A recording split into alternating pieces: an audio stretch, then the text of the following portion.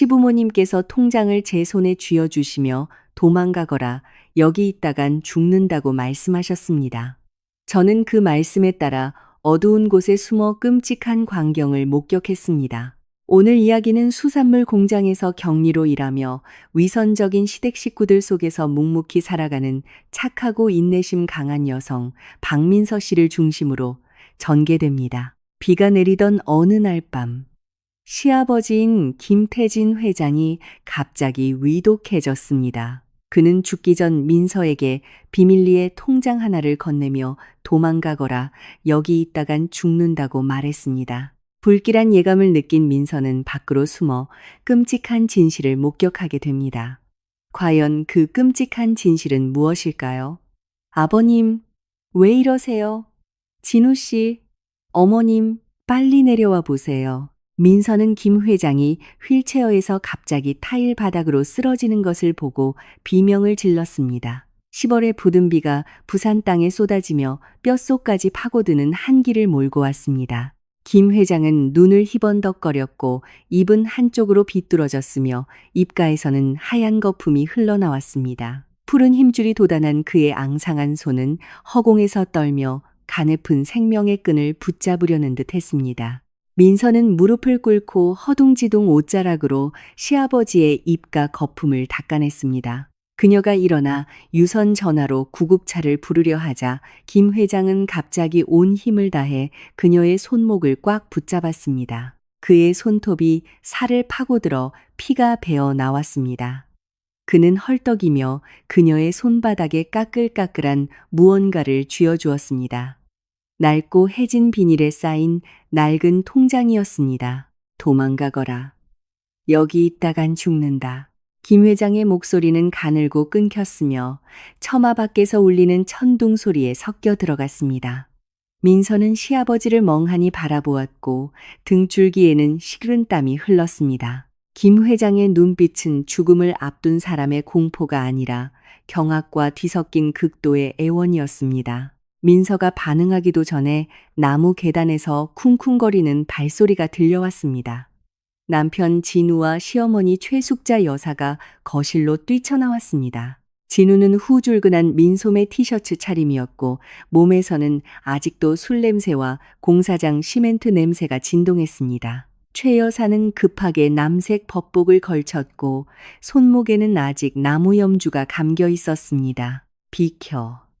당신이 뭘 어떻게 했길래 아버님이 이 지경이 되신 거야.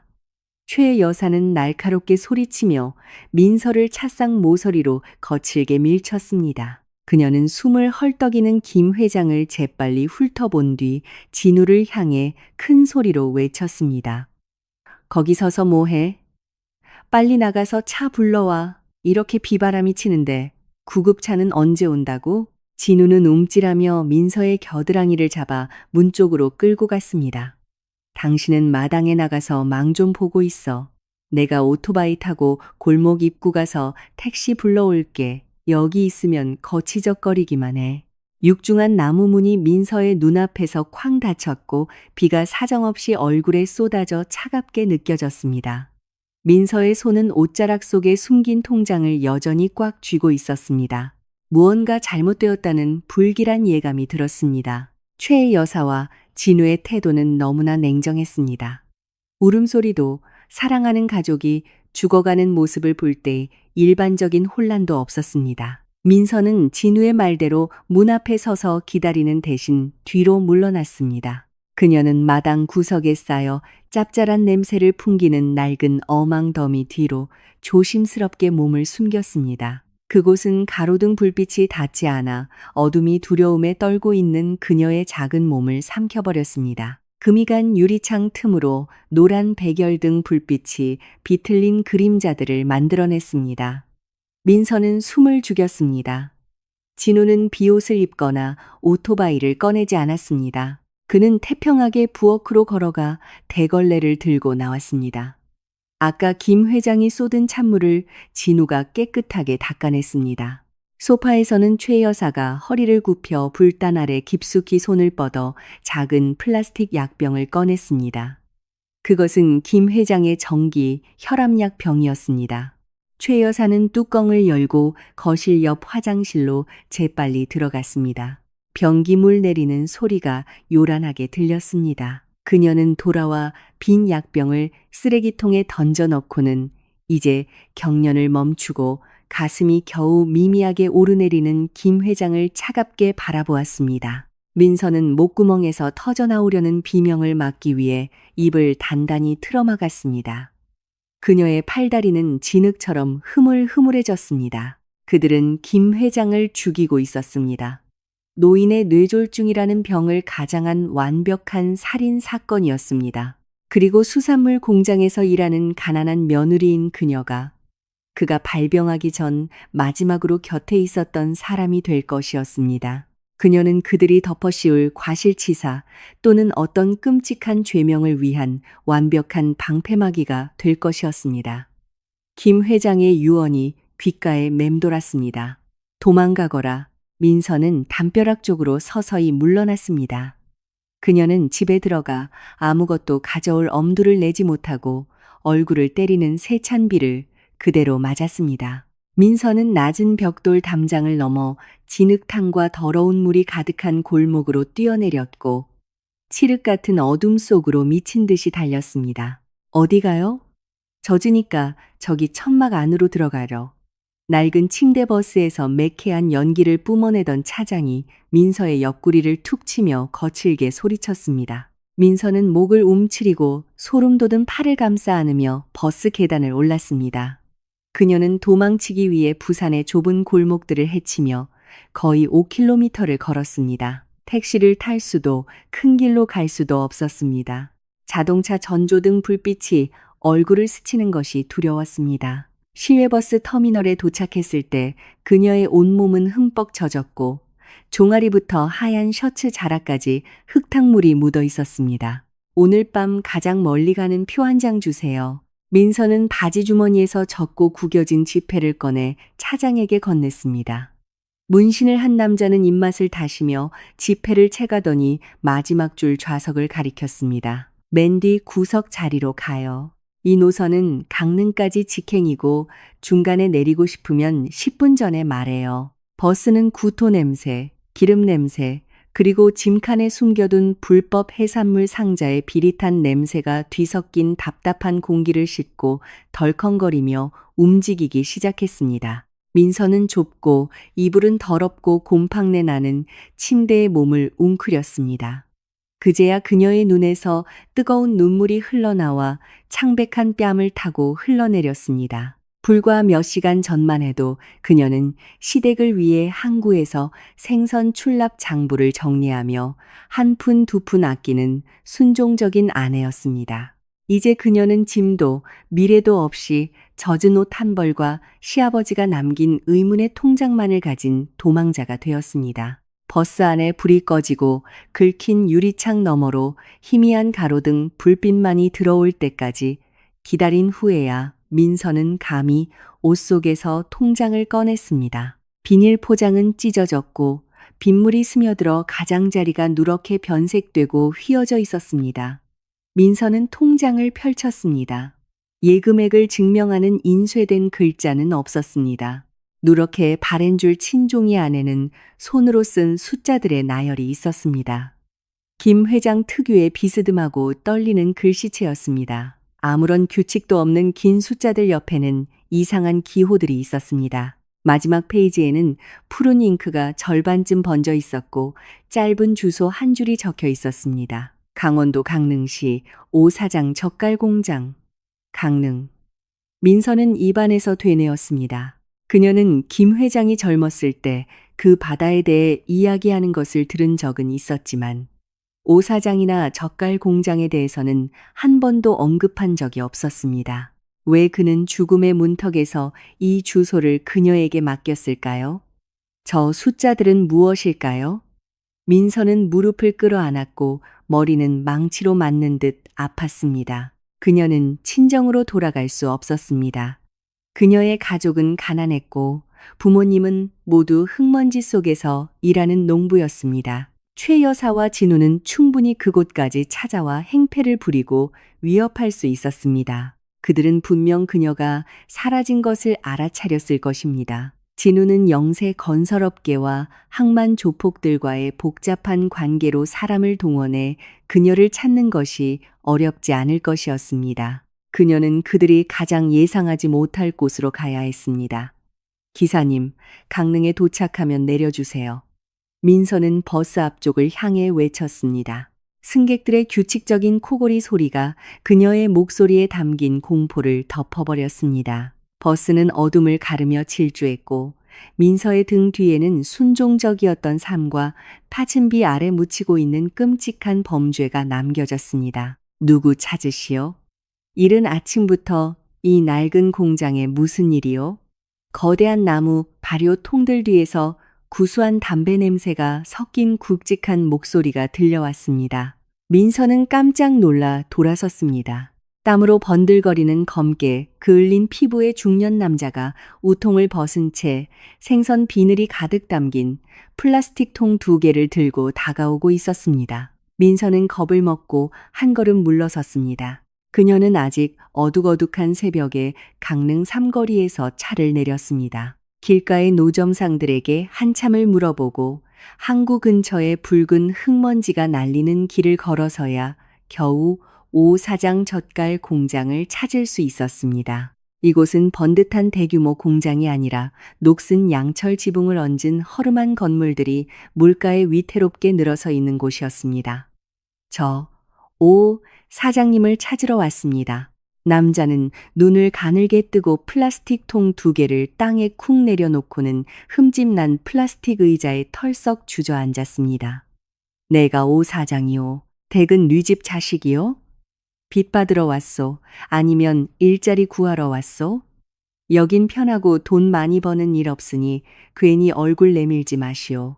민서는 깊은 숨을 들이쉬며 목구멍으로 치미는 씁쓸함을 삼키려 애썼습니다. 그녀는 다가가 조심스럽게 주머니에서 비닐에 싼 통장을 꺼내 김 회장의 글씨가 있는 마지막 페이지를 펼쳐 더러운 나무 테이블 위에 놓았습니다. 저는 민서라고 합니다. 부산에 계신 김태진 회장님 며느리입니다. 아버님께서 사장님을 찾아가 보라고 하셨습니다. 오 사장은 담뱃대에 불을 붙이려다 멈칫했습니다. 그의 흐릿한 눈이 종이 위의 글씨를 뚫어지게 쳐다보았습니다. 그의 굳은 살 박인 손이 통장 가장자리에 닿았을 때 희미하게 떨렸습니다. 공기는 숨 막힐 듯 조용해졌고 고인 더러운 물 웅덩이 주위를 윙윙거리는 쉬파리 소리만 들렸습니다. 오 사장은 통장을 접어 낡은 작업복 바지 주머니에 쑤셔 넣었습니다. 그는 김 회장이 왜 며느리를 보냈는지 캐묻지도 민서의 초라하고 비참한 몰골에 대해 궁금해하지도 않았습니다. 그는 담배를 길게 한 모금 빨아 자욱한 연기를 내뿜고는 공장 끝을 턱으로 가리켰습니다. 나를 따라오시오. 민서는 오 사장을 따라 좁고 진흙과 발효통에서 새어나온 젓갈로 질척이는 길을 말없이 걸었습니다. 우통을 벗은 인부들이 소금과 멸치를 나르며 그녀를 노골적이고 캐묻는 눈으로 쳐다보았습니다. 오 사장은 강가에 위태롭게 자리 잡은 남은 판자로 엮고 깨진 슬레이트로 지붕을 얹은 나무 오두막 앞에서 멈췄습니다. 여기 들어가서 이 근처 멸치젓 통들이나 잘 지키시오. 밥은 하루 3끼, 공장 식당 가서 먹고 일당 줄 돈은 없으니 우선 묵으면서 생각해 봅시다. 오두막은 비좁아 찢어진 돗자리가 깔린 삐걱거리는 나무 평상과 짐을 둘 작은 공간만 겨우 들어갔습니다. 창문도 독립된 화장실도 없었고 사방의 썩은 나무벽은 바닷바람이 그대로 들어오게 해 옆에 있는 수산 폐기물 처리장의 역한 냄새를 실어 날랐습니다. 돈 한 푼 없이 도망치는 사람에게 깨끗하고 번듯한 방은 사치였습니다.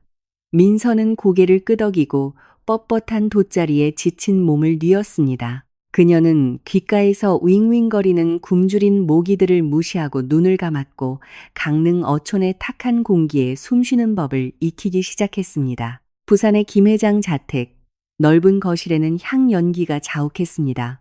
급하게 차린 재단 중앙에는 굳은 표정의 김 회장 영정 사진이 놓여 있었습니다. 장례식장의 곡소리가 애절하게 울려 퍼져 애를 끊는 듯 했습니다. 진우는 이마에 상주 완장을 차고 거친 삼배 상복을 입은 채 관 옆 바닥에 엎드려 있었습니다. 조문객이 올 때마다 그는 비통하게 울부짖으며 타일 바닥에 손을 쾅쾅 내리쳤습니다. 아버지, 너무 갑자기 가셨어요. 남은 어머니와 저는 어떻게 살라고요. 아버지, 진우의 눈물 콧물이 범벅이 되었고 비통하고 초췌한 모습에 조문을 온 이웃들마저 눈물을 훔쳤습니다. 모두들 진우의 어깨를 두드리며 위로하고 아버지를 잃고 저렇게 통곡하니 효자라고 칭찬했습니다. 방 안구석에서 최 여사는 함께 신앙생활을 하는 친구들의 어깨에 고개를 파묻고 있었습니다. 그녀의 손에 들린 염주는 빠르게 돌아갔습니다.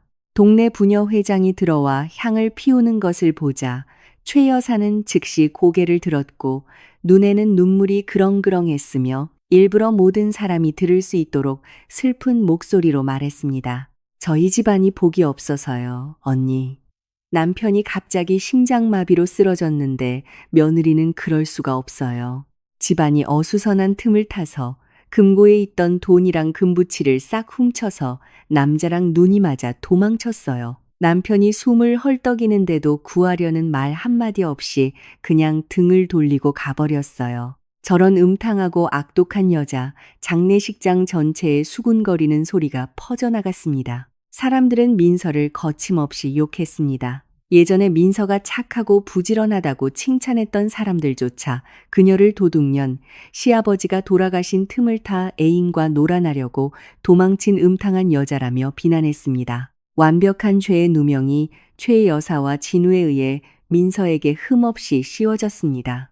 하지만 그 비통한 가면 뒤에서 진우는 슬퍼할 겨를이 전혀 없었습니다. 그날 밤 조문객이 뜸해졌을 때 진우는 부엌 뒤편으로 가 담배에 불을 붙여 깊이 빨아들였습니다. 머리를 빡빡 깎고 양팔에 문신을 가득 새긴 검은 셔츠를 가슴팍까지 풀어헤친 남자가 뒷문으로 들어왔습니다. 어떻게 됐습니까? 형님, 마무리는 됐습니까? 저희가 움직일 수 있도록요. 빡빡머리 남자가 턱을 치켜들며 배수구에 침을 꽁 뱉었습니다. 진우는 담배꽁초를 던져 구둣발로 짓밟았습니다. 그의 목소리는 상심한 아들의 슬픔이라고는 찾아볼 수 없이 차가웠습니다. 우리 아버지는 내일 밤 화장이야. 너희 애들 풀어서 경상도, 강원도, 일대 버스 터미널, 기차역 싹 다 뒤져서 박민서 그년 찾아내. 급하게 갔으니 멀리 가는 차는 못 탔을 거야. 찾으면 어떻게 할까요? 빡빡머리가 되물었습니다. 몸에 있는 거 싹 다 빼서. 진우는 눈을 부릅떴고 두 이를 악물어 드득 소리를 냈습니다. 산채로 잡아와. 몸에 있는 비닐에 싼 검은색 통장 무조건 찾아내. 저항하면 다리 몽둥이라도 부러뜨려서 트럭에 싣고 와. 비용은 내가 다 댈 테니 깨끗하게 처리하고 경찰이 냄새 맡지 못하게 해. 그 통장이 다른 놈 손에 들어가면 우리 집안 다 끝장이야. 진우는 바지 주머니에서 5만 원권으로 된 두툼한 돈다발을 꺼내 조폭의 손에 쥐어주었습니다. 그의 눈에는 먹잇감에 취한 맹수처럼 잔인한 빛이 번뜩였습니다. 공식적인 사냥이 시작되었습니다. 도망치는 고독한 여인을 추적하기 위해 잔혹한 손길이 온 동네 구석구석으로 뻗어나갔습니다. 오늘 아침 들어온 고등어 물량 숫자 똑바로 적어. 멍하게 있다가 손실나면 공장에서 쫓아낼 줄 알아. 오 사장은 흠집난 나무 테이블 위로 담뱃대를 톡톡 두드리며 비린내 나는 생선 비늘이 잔뜩 묻은 장부 더미를 턱으로 가리켰습니다. 민서는 고개를 꾸벅 숙이고 구겨진 종이를 폈습니다. 며칠 동안 그녀는 새벽부터 밤늦게까지 쉴 새 없이 일했습니다. 오 사장은 여자의 힘으로는 무거운 소금 포대를 나르거나 젓갈을 뒤섞는 고된 일을 감당할 수 없다며 시키지 않았습니다. 대신 그는 그녀에게 공장의 일일 생선 입출고 장부를 기록하는 일을 맡겼습니다. 그 대가로 민서는 소박한 새끼 식사와 강어귀에서 바닷바람이 불어올 때마다 삐걱거리는 초라한 나무 오두막에서 잠자리를 얻었습니다. 강릉의 밤은 칠흑같이 어두웠고 하루 종일 고된 노동에 지친 인부들은 오두막 밖 평상에 누워 드르렁 드르렁 코를 골았습니다. 코골이 소리는 철썩이는 파도 소리와 섞여 구슬픈 소리를 냈습니다. 민서는 오두막 안 삐걱거리는 나무 평상에 무릎을 모으고 앉아 희미한 등잔불을 켰습니다. 그녀는 조심스럽게 김 회장의 비닐에 싼 통장을 베개 밑에서 꺼냈습니다. 며칠 동안 눈을 감기만 하면 눈을 희번덕거리며 숨을 거두던 시아버지의 모습이 떠올라 그녀를 괴롭혔습니다. 등유 램프의 노란 불빛 아래 민서는 비뚤어진 손글씨 숫자들을 뚫어지게 쳐다보았습니다. 처음 언뜻 보면 누구나 은행 계좌 번호나 금고 비밀번호라고 생각하겠지만 수산물 공장에서 수년간 계산서 더미에 파묻혀 살았던 사람의 직감이 민서에게 말해주었습니다. 이것은 예금이 아니라고. 그녀는 연습장에 각 숫자 열을 세로로 다시 적었습니다. 첫 번째 열은 항상 거액의 숫자로 시작했고 그 뒤에는 PG, GS 같은 정체 모를 알파벳들이 어지럽게 나열되어 있었습니다. 두 번째 열은 지난 한 해 동안의 날짜들이었습니다. 세 번째 열은 밑줄이 그어진 숫자들의 나열이었습니다. 민서는 미간을 찌푸리고 볼펜 끝으로 찢어진 돗자리를 톡톡 두드렸습니다. PG는 분명 폐기물의 약자일 것이고 GS는 건설을 의미하는 게 틀림없어. 민서의 머릿속에서 첫 번째 퍼즐 조각이 무섭게 맞춰졌습니다. 그녀의 남편, 진우의 건설 회사는 사실 껍데기에 불과했습니다. 진우는 부산 근처에서 담장을 쌓거나 지붕을 고치는 등 자잘한 보수공사만 맡았습니다. 하지만 가끔 민서가 강요받아 작성했던 월간 재무보고서에는 엄청난 양의 자재가 입고된 것으로 기록되어 있었습니다. 민서의 손이 부들부들 떨렸습니다. 그녀는 다음 페이지로 넘겼고 숫자들은 하나의 뚜렷한 범죄의 그림으로 맞춰지기 시작했습니다. 뇌졸중을 앓기 전 조폭 세계에서 뒹굴었던 노련한 김 회장은 아내와 아들의 모든 수상한 거래를 조용히 추적하고 기록했던 것입니다. 최 여사와 진우는 건설 회사라는 명목으로 항구를 통해 밀수되는 대규모 폐기물 밀수 조직에 막대한 검은 돈을 합법화했습니다. 그들은 유령 건설 자재 구매 영수증을 통해 검은 돈을 깨끗한 돈으로 바꾸고 그 돈을 다시 차명 계좌로 돌렸습니다. 민서는 입술을 깨물어 짭짤한 피맛이 났습니다. 겉으로는 항상 도리를 설파하고 매월 초하루마다 절에 가서 불공을 드리던 시어머니가 있는 그 가족이 사실은 더러운 범죄 조직이었던 것입니다. 그리고 김 회장의 죽음은 갑작스러운 뇌졸중이 아니었습니다. 그는 그들의 비밀을 손에 쥐고 있었습니다. 이 통장은 바로 최 여사 모자의 머리 위에 매달린 사형 선고와 같았습니다. 민서는 소름이 돋아 통장을 재빨리 가슴팍에 숨겼습니다. 그녀는 자신이 단순히 절도라는 누명에서 도망치는 것이 아니라 길을 막는 누구든 목을 물어뜯을 준비가 된 맹수들에게 쫓기고 있다는 것을 깨달았습니다. 야, 맥주 더 따라봐. 오늘 언니가 다 쏠게. 끝까지 마시고 취하지 않으면 집에 안 가. 강릉 버스터미널 근처 조개 껍데기가 어지럽게 널린 허름한 길거리 포장마차에서 유나의 앙칼진 목소리가 울려 퍼졌습니다. 유나는 진우의 여동생으로 최 여사가 애지중지하며 버릇없이 키운 외동딸이었습니다. 그녀는 게으르기 짝이 없었습니다. 20몇 살이 되도록 여전히 엄마에게 돈을 타서 화려하게 치장하고 동네 불량배들과 어울렸습니다. 아버지가 돌아가신 지 49제도 채 지나지 않았는데 유나는 불량한 친구들과 함께 강원도까지 와서 조의금을 흥청망청 쓰고 있었습니다. 민서는 힘들게 얼음으로 채워진 무거운 오징어 상자를 젓갈 공장 3륜차에서 내려 가게 주인에게 건네주고 있었습니다. 오 사장은 요즘 그녀가 장부를 꼼꼼히 정리하는 것을 보고 안쓰러웠는지 가끔 배달차를 따라 시내를 돌며 약간의 수수료를 벌게 해주었습니다. 민서는 헐렁하고 더러운 작업복을 입고 얼굴의 절반 이상을 가리는 모자를 푹 눌러 쓰고 있었습니다. 그녀가 상자를 수도꼭지 옆에 힘껏 내려놓자 오토바이 열쇠 꾸러미가 그녀의 고무장화로 날아왔습니다. 어이, 아줌마. 물건 조심해서 내려놔요. 더러운 물이 내 비싼 옷에 다 튀잖아. 배상할 능력은 있고 유나는 하늘을 향해 얼굴을 치켜들고 플라스틱 의자에 다리를 꼬고 앉아 타다만 담배를 물고 있었습니다. 민서는 멈칫하며 모자를 더 깊이 눌러쓰고 말없이 3륜차로 돌아가려는데 유나의 친구 중 한 명이 벌떡 일어났습니다. 어이, 거기 아줌마, 태도가 왜 그따위야? 유나 누님한테 사과해. 빨리. 그가 민서의 어깨를 세게 밀쳐 그녀는 비틀거리며 날카로운 조개 껍데기 더미 위로 넘어질 뻔했습니다. 모자가 머리에서 벗겨져 땅에 떨어졌습니다. 포장마차에 눈부신 네온 불빛 아래 민서의 초췌하고 창백한 얼굴이 적나라하게 드러났습니다. 담배 연기를 내뿜던 유나는 갑자기 멈칫했고 두 눈은 귀신이라도 본 듯 동그래졌습니다. 그녀는 담배를 땅에 던져 구두굽으로 지식인 다음 다가와 민서의 멱살을 거칠게 움켜잡았습니다. 아, 아, 알고 보니 우리 귀하신 올케 언니가 이 구석에 숨어 있었네. 대단하시네, 아주. 우리 집 돈 싹 훔쳐서 도망치더니 여기까지 와서 접시 닦고 있었어? 오늘 내가 너 잡았어. 민서는 버둥거리며 유나의 손을 세게 뿌리쳤습니다. 유나의 친구들은 상황을 보고는 희죽거리며 주위를 둘러쌌습니다. 유나는 찢어진 주머니에서 스마트폰을 급히 꺼내 손가락으로 빠르게 무언가를 눌렀습니다. 거기 꼼짝 말고 있어. 당장 진우 오빠한테 전화해서 사람 보내. 너 끌고 가게 할 테니까. 내가 계속 버틸 수 있는지 보자고.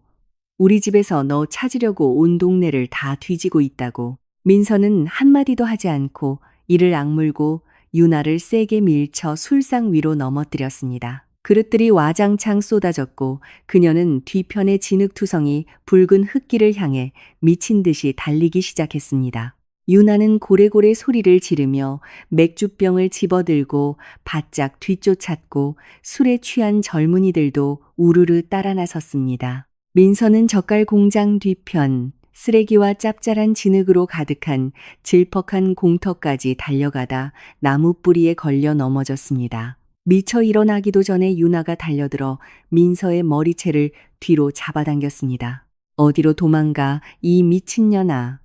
우리 엄마 돈 훔친 거 당장 내놔. 안 그러면 여기서 내 얼굴을 갈기갈기 찢어버릴 거야. 진우 오빠가 여기 오면 네가 그 집에서 한 푼이라도 챙길 수 있을 것 같아? 민서는 뺨에 튄 진흙을 급히 닦아내고 차갑고 단호한 목소리로 유나의 눈을 똑바로 쳐다보았습니다. 유나가 막 내리치려던 불같은 따귀가 허공에서 멈췄습니다. 유나의 친구들은 멀리서 담배를 피우며 재미있는 구경거리를 기다릴 뿐 남의 집안일에 깊이 개입할 생각은 없어 보였습니다. 민서는 비틀거리며 일어나 젖은 진흙이 묻은 바지를 털어냈습니다. 공포는 한계에 부딪혔고 그 대신 차가울 정도의 평온함이 찾아왔습니다. 시집살이 하는 동안 민서는 그 집에 사는 모든 사람들의 속을 꿰뚫고 있었습니다. 유나는 어리석고 충동적이지만 탐욕이 끝이 없었습니다. 그녀는 최 여사와 진우에게 장기말로 취급받았습니다. 용돈 몇 푼 던져줄 뿐 큰 재산에는 절대 손대게 하지 않았습니다. 무슨 개소리야? 우리 집 돈이니까 우리 오빠가 엄마를 위해 되찾아야지. 그 통장 빨리 내놔. 유나는 소리쳤지만 그녀의 눈빛은 이미 흔들리기 시작했습니다. 민서는 비웃었습니다. 시댁 식구들 앞에서 한 번도 감히 보이지 못했던 경멸적인 미소였습니다. 너희 집 돈? 김 회장님이 나한테 준 그 통장에 돈이 얼마나 있는지 알아? 15억이야. 똑똑히 들었어. 이 멍청아. 15억 원 예금. 내 아버지 이름으로 숨겨둔 거야. 유나는 얼어붙었고 입을 떡 벌렸습니다. 15억 원은 그녀의 텅 빈 머리로는 상상할 수 없는 엄청난 액수였습니다. 거짓말 마. 우리 아빠가 어디서 그런 돈이나. 나는 경리야. 장부는 내가 쥐고 있어. 내 엄마랑 진우 오빠가 널 아껴서 그런다고 생각해? 그들이 날 찾는 건 돈이 아까워서가 아니라 내가 그 돈을 꿀꺽할까 봐 두려워서야.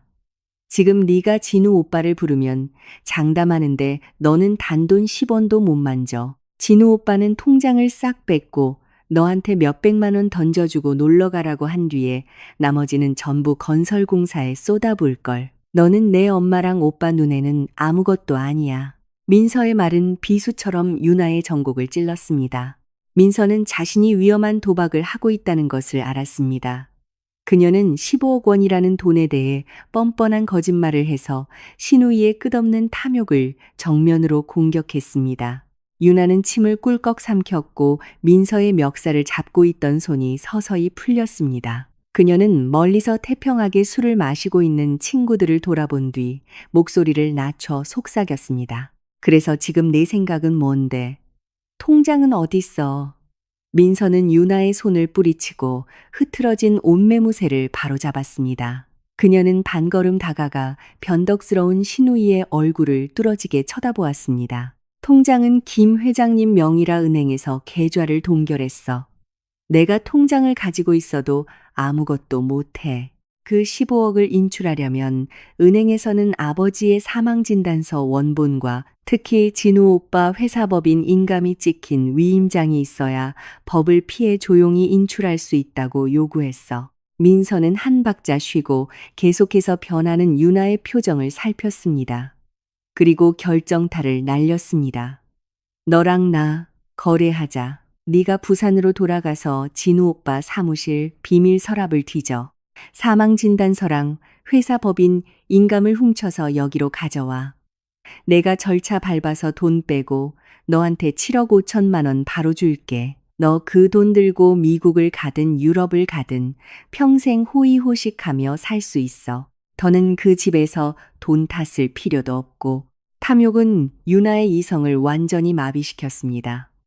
7억 5천만 원이라는 두 단어가 귓가에서 윙윙거렸고 그녀의 눈은 여름밤 배고픈 반딧불처럼 반짝였습니다. 그녀는 입술을 핥으며 민서를 마지막으로 한번 훑어보더니 고개를 캔 끄덕였습니다. 어둡고 질척한 동지에서 악마의 계약이 성립되었고 포악했던 신우이는 누명을 쓴 여인의 강력한 조력자로 변모했습니다. 왼쪽 맨 아래 서랍 열어봐. 플래시 너무 밝게 켜지 말고 창밖으로 빛 새어나가면 사람들이 보니까. 강릉의 젓갈 창고 초소에서 민서의 나지막한 목소리가 값싼 휴대폰 스피커를 통해 흘러나왔습니다. 민서는 끊기는 영상 통화 화면을 뚫어지게 쳐다보았습니다. 화면 저편에서는 유나가 떨리는 손으로 휴대폰 손전등을 비추며 부산 집에 있는 진우의 담배 냄새에 자욱한 사무실을 훑고 있었습니다. 시계는 정확히 새벽 2시를 가리켰습니다. 유나는 그날 밤 바로 부산행 버스를 타고 개인 열쇠로 뒷문을 열고 집에 몰래 들어왔습니다. 집은 무덤처럼 고요했습니다. 쾅! 잠겼어. 진우 오빠가 열쇠로 잠가서 안 열려. 유나의 목소리가 전화기 너머로 울먹이며 들려왔습니다. 그녀는 입술을 깨물고 두 손으로 뱃의 손잡이를 꽉 잡고 힘껏 당겼습니다. 내 가방에 있는 손톱줄로 열쇠 구멍 틈새에 넣어서 비틀어봐. 살살해, 이 바보야. 민서는 화면 너머로 나지막이 쏘아붙였습니다. 법인 인감과 사망진단서에 대한 거짓말은 사실 함정이었습니다. 민서는 유나의 손을 빌려 진우가 항상 꽁꽁 숨겨두었던 붉은 가죽 표지의 채무장부를 찾아내고 싶었습니다. 그것이야말로 김 회장의 의문의 숫자들과 일치하는 가장 어두운 자금 세탁 거래를 기록한 치명적인 증거였습니다. 유나는 식은땀을 흘리며 쇠로 된 손톱줄을 열쇠 구멍에 깊숙이 찔러 넣고 세게 비틀었습니다. 철컥하는 건조한 소리가 나며 서랍이 열렸지만 불행히도 힘을 너무 세게 준 탓에 책상 위에 크리스털 트로피가 밀려나 와장창 소리를 내며 타일 바닥으로 떨어져 산산조각 났습니다. 고요한 밤의 정적을 찢는 날카로운 소리였습니다.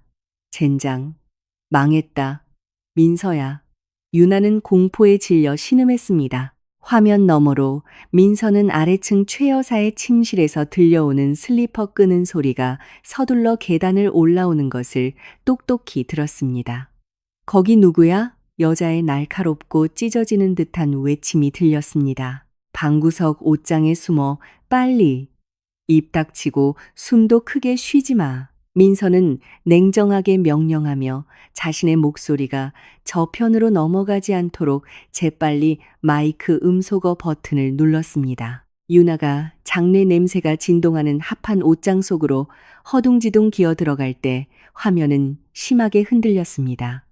문을 바싹 닫고 아주 작은 틈만 남겼습니다. 사무실 문이 발로 차여 열리고 눈부신 형광등 불빛이 옷장 틈새로 새어 들어왔습니다. 유나가 옷 가장자리에 숨긴 휴대폰의 좁은 시야를 통해 민서는 최 여사의 자주색 비단 바지 자락이 왔다 갔다 하는 것을 보았습니다. 하지만 최 여사는 혼자가 아니었습니다. 뾰족한 검은색 구두를 신은 남자가 바로 뒤따라 들어왔습니다. 젠장, 바람 때문에 트로피가 떨어진 것뿐이잖아. 누가 여기 숨어 들어왔다고 난리야. 사람 놀라게 하고 있어. 굵고 탁한 남자의 목소리가 짜증스럽게 들려왔습니다. 민서는 귀를 휴대폰 스피커에 바싹 갖다 댔습니다. 이 목소리는 낯설었습니다. 진우도 비독촉하러 오던 조폭들도 아니었습니다. 최 여사는 한숨을 내쉬며 허벅지를 짝 소리나게 쳤습니다.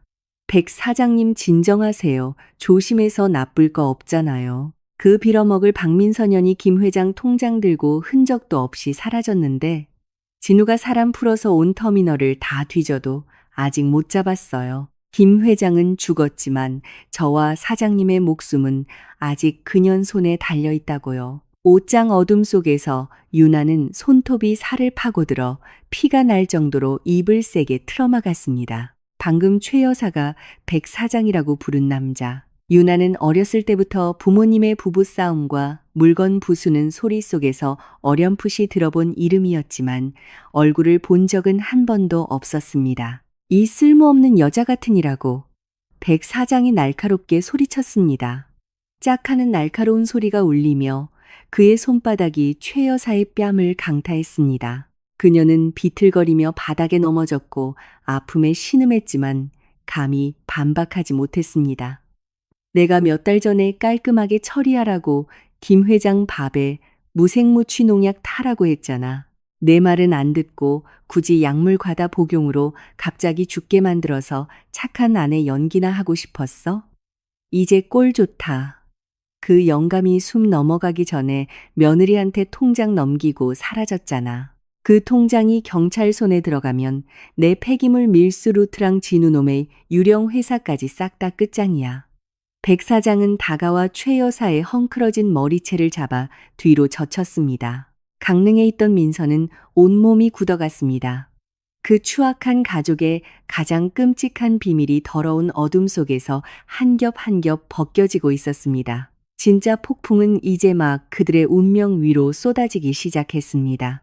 이 멍청한 여자 같으니 어떻게 일을 처리했길래 그 늙은이가 지난 몇 년간 나와 진우의 모든 움직임을 몰래 기록하게 놔뒀어? 백 사장의 탁하고 거친 목소리가 강릉의 어두운 초소구석에 웅크리고 있는 민서의 낡은 휴대폰 스피커를 통해 똑똑히 들려왔습니다. 민서는 숨을 죽이고 떨어뜨릴까봐 두려운 듯 휴대폰을 꽉 쥐었습니다. 전화 저편에서는 방충제 냄새가 진동하는 어두컴컴한 옷장 속에 웅크린 유나가 땀을 비오듯 흘리고 있었습니다. 옷장 문틈으로 희미하게 새어 들어오는 형광등 불빛은 유나와 민서가 함께 끔찍한 연극을 목격하기에 충분했습니다. 최 여사는 타일 바닥에서 비틀거리며 일어섰습니다. 한 손으로는 시뻘겋게 부어오른 뺨을 감쌌고 머리는 산발이 되어 더는 집에서 수행하는 사람의 위험 있는 모습은 찾아볼 수 없었습니다. 그 영감이 반신불수인 척, 말 못하는 척하는 걸 제가 어떻게 알았겠어요. 의사도 분명 젓가락질도 못한다고 했는데 휠체어 방석 밑에 통장을 숨기고 제가 집 비운 사이에 기록했을 줄 누가 알았겠어요. 그리고 백 사장님, 진우가 그 박민선연 찾으려고 며칠 동안 터미널 다 뒤지느라 돈을 얼마나 썼는데요? 사장님은 왜 부하들 풀어서 좀 도와주지 않으세요? 백 사장은 바닥에 침을 뺏고 반짝이는 검은 구두 끝으로 초조하게 바닥을 톡톡 쳤습니다. 내 부하들은 지금 항구 밑에 밀수 폐기물 숨기느라 바빠. 지금 움직였다간 경찰한테 싹 다 잡혀. 내가 30년 동안 당신 모자를 돌봐주면서 진우 놈을 그 유령 회사 사장으로 만들어 돈 세탁기를 터줬는데 당신은 그 치명적인 증거를 며느리 손에 넘겨? 그년이 수사기관의 통장을 넘기면 나도, 당신도, 그리고 우리 둘의 사생아도 다 같이 감방 가는 거야. 전화저편의 민서도 못지않게 충격에 빠졌습니다. 우리 둘의 사생아. 백 사장의 말은 민서가 시댁에 대해 가지고 있던 단편적인 기억들에 망치질을 하는 것 같았습니다. 진우는 김 회장의 친아들이 아니었던 것입니다. 최 여사와 이 폐기물 밀수 업계의 거물 사이의 추악한 불륜 관계는 30년 전부터 시작되었습니다. 목소리 좀 낮춰요. 최 여사는 날카롭게 소리치며 조용한 사무실을 둘러보았습니다.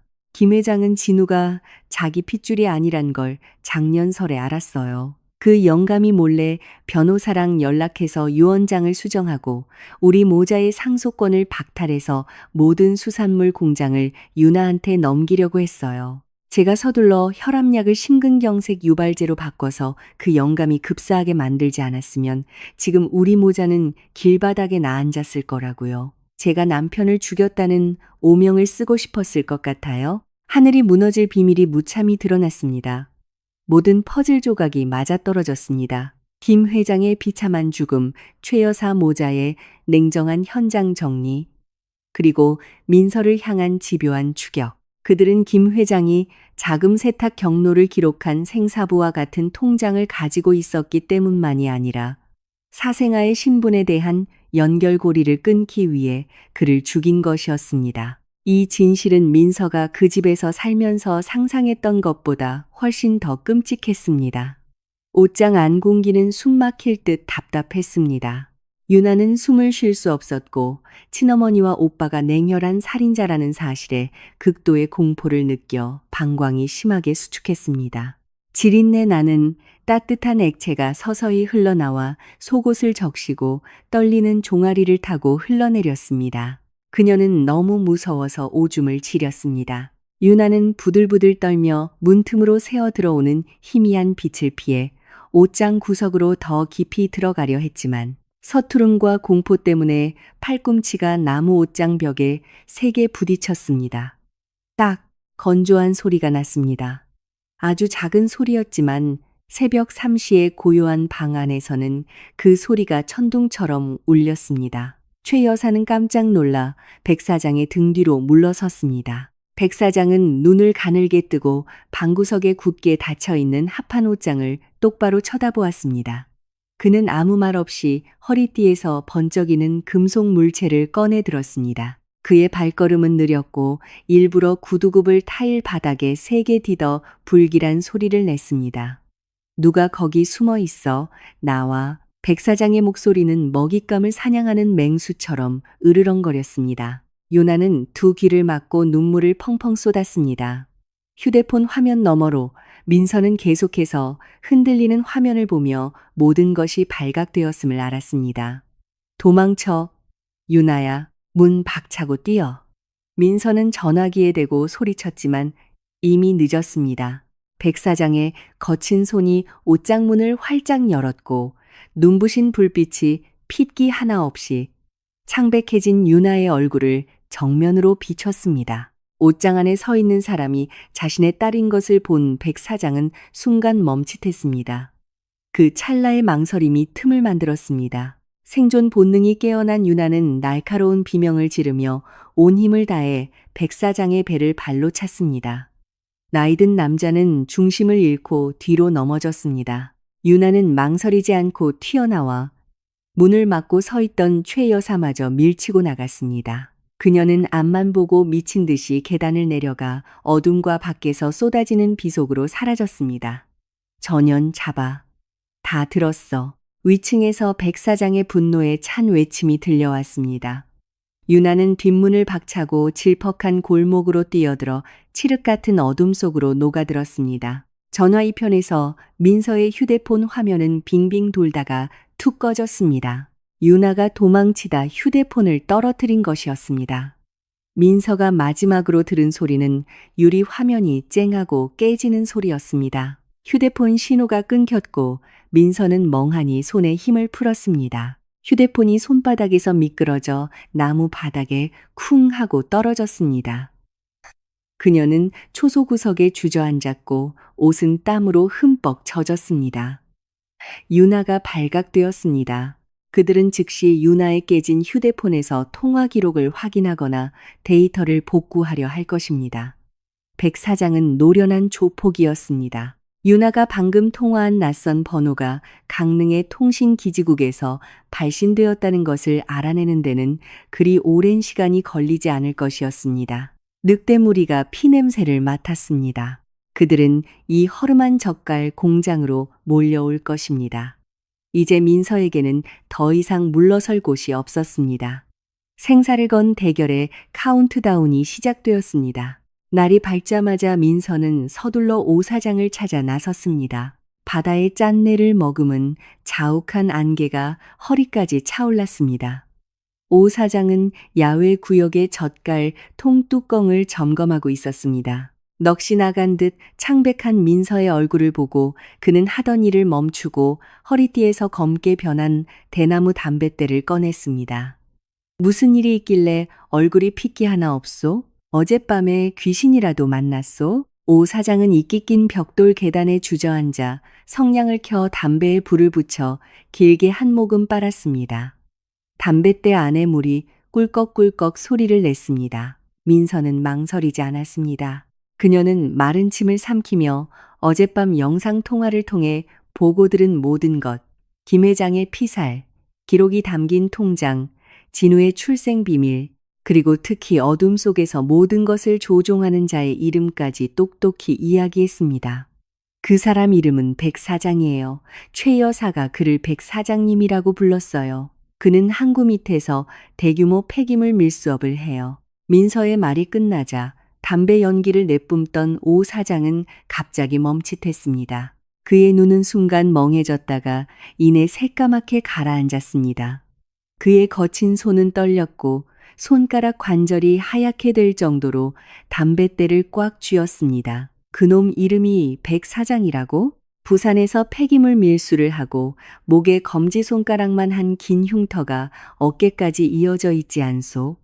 민서는 기억을 더듬었습니다. 어젯밤 흐릿한 휴대폰 화면 너머로 백 사장이 셔츠 단추를 풀었을 때 그녀는 그의 목을 가로지르는 지네 같은 큰 흉터를 어렴풋이 보았습니다. 그녀는 단호하게 고개를 끄덕였습니다. 오 사장은 담뱃대를 벽돌에 세게 내리쳐 불똥이 사방으로 튀었습니다.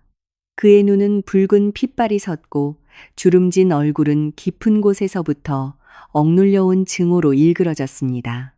인과응보야. 정말로 인과응보야. 하늘이 눈이 있지. 그 짐승 같은 놈이 계속 잘 살게 내버려 둘 리가 없지. 오 사장의 목소리는 갈라지고 쉬었습니다. 그는 멀리 조수가 밀려오자 황급히 도망치는 게 때가 있는 진흙갯벌을 바라보았습니다. 15년 전 나는 부산에서 제일 큰 연안 어선단을 가지고 있었소. 백 사장 그놈은 그때 침몰선 자네나 사들이던 브로커에 불과했지. 어느 날 바다에 나갔다가 해양경찰에 붙잡혀 조사를 받았는데 놈들이 얼음 창고에서 수십 킬로그램의 금지 약물을 찾아냈소. 나는 하늘에 맹세코 억울하다고 외쳤지만 아무도 믿어주지 않았지. 배에 짐을 싣는 서류에 서명한 사람이 바로 백 사장이었으니까. 나는 억울하게 3년간 옥살이를 했소. 집에 남은 아내와 자식들은 너무 가난해서 나를 버리고 어디론가 떠나버렸고 만기 출소하고 나는 이곳 강릉까지 떠돌아다니다가 대니를 해서 겨우 이 낡은 젓갈 공장을 사서 숨어 살았소. 오 사장은 민서를 돌아보았습니다. 그의 눈에는 더 이상 초면의 무관심이나 냉대가 아닌 막다른 길에 몰린 자들의 동질감이 담겨 있었습니다. 당신 시아버지 김 회장님은 옛날에 내가 터미널에서 굶주렸을 때 밥 한 끼 사주신 은혜가 있어. 이제 그분이 억울하게 돌아가셨는데 내 평생의 원수와 얽혀 있다니. 더는 도망칠 필요 없소. 아가씨. 그 늑대무리에게 도망치는 건 아무것도 해결해 주지 않소. 내가 돕겠소. 우리가 덫을 놓아 그놈들이 모든 죄를 토해내게 만듭시다. 민서는 눈물을 흘렸습니다. 이 어둡고 비린내 나는 어촌에서 그녀는 마침내 기댈 곳과 판을 뒤집을 전쟁을 시작할 동맹을 찾았습니다. 보름 동안 아무 소식 없이 시간이 흘렀고 진우는 부산의 텅 빈 넓은 집에서 미친 짐승처럼 날뛰었습니다. 사채업자들이 몰려와 대문에 붉은 페인트와 오물을 던지기 시작했습니다. 백 사장의 밀수 사업은 경찰의 낌새를 채고 중단되었고 진우에게 공급되던 자금도 끊겼습니다. 진우는 가짜 사장이라는 껍데기를 유지하고 빚을 갚기 위해 그 어느 때보다 돈이 절실했습니다. 강릉의 바람 부는 초소에 앉아 민서는 침착하게 오 사장의 휴대폰을 빌려 옛 지인에게 전화를 걸었습니다. 그는 종합항만에서 일하는 창고 관리 과장이었습니다. 민서가 격리로 일하며 통관 서류를 처리할 때 여러 번 뇌물을 받았던 사람이었습니다. 그는 도박 빚에 허덕이고 있었기에 돈만 주면 무슨 일이든 할 사람이었습니다. 과장님, 저한테 완벽한 가짜 운송 서류 한 세트 만들어 주셔야겠어요. 화물은 산업용 폐구리 스크랩 컨테이너 10개 분량이고요. 공장들에서 수거한 폐전선 구리인데 가치는 약 15억 원 정도예요.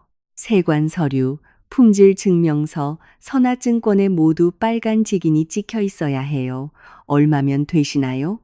계약금 절반 먼저 보내드릴게요. 일 끝나고 직접 받으면서 잔금 치르고요. 민서가 시집살이하며 몇 년간 알뜰하게 모은 개인 계좌의 돈은 이 일을 처리하기에 충분한 액수였습니다.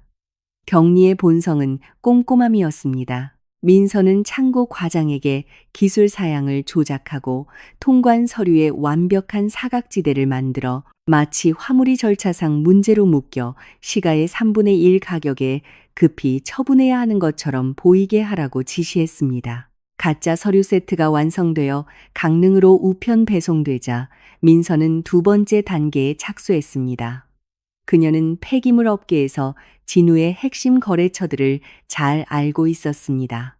민서는 창고 과장에게 항구에 묶여있는 아주 좋은 물건이 있는데 3일 내에 현금으로 전액을 지불할 사람을 구한다는 소문을 업계에 퍼뜨려 달라고 부탁했습니다. 철강 재련소에 되팔면 두세 배의 이익을 보장한다는 약속과 함께 이 달콤한 소문은 술자리를 통해 브로커들의 네트워크를 통해 퍼져나가 가장 자연스러운 방식으로 진우의 귀에 들어갔습니다. 빚쟁이들에게 목이 졸리는 상황에서 엄청난 이익을 남길 수 있는 거래가 하늘에서 떨어진 구명조끼처럼 나타난 것입니다. 민서는 남편이 서류 작업에는 무지하다는 것을 알았습니다.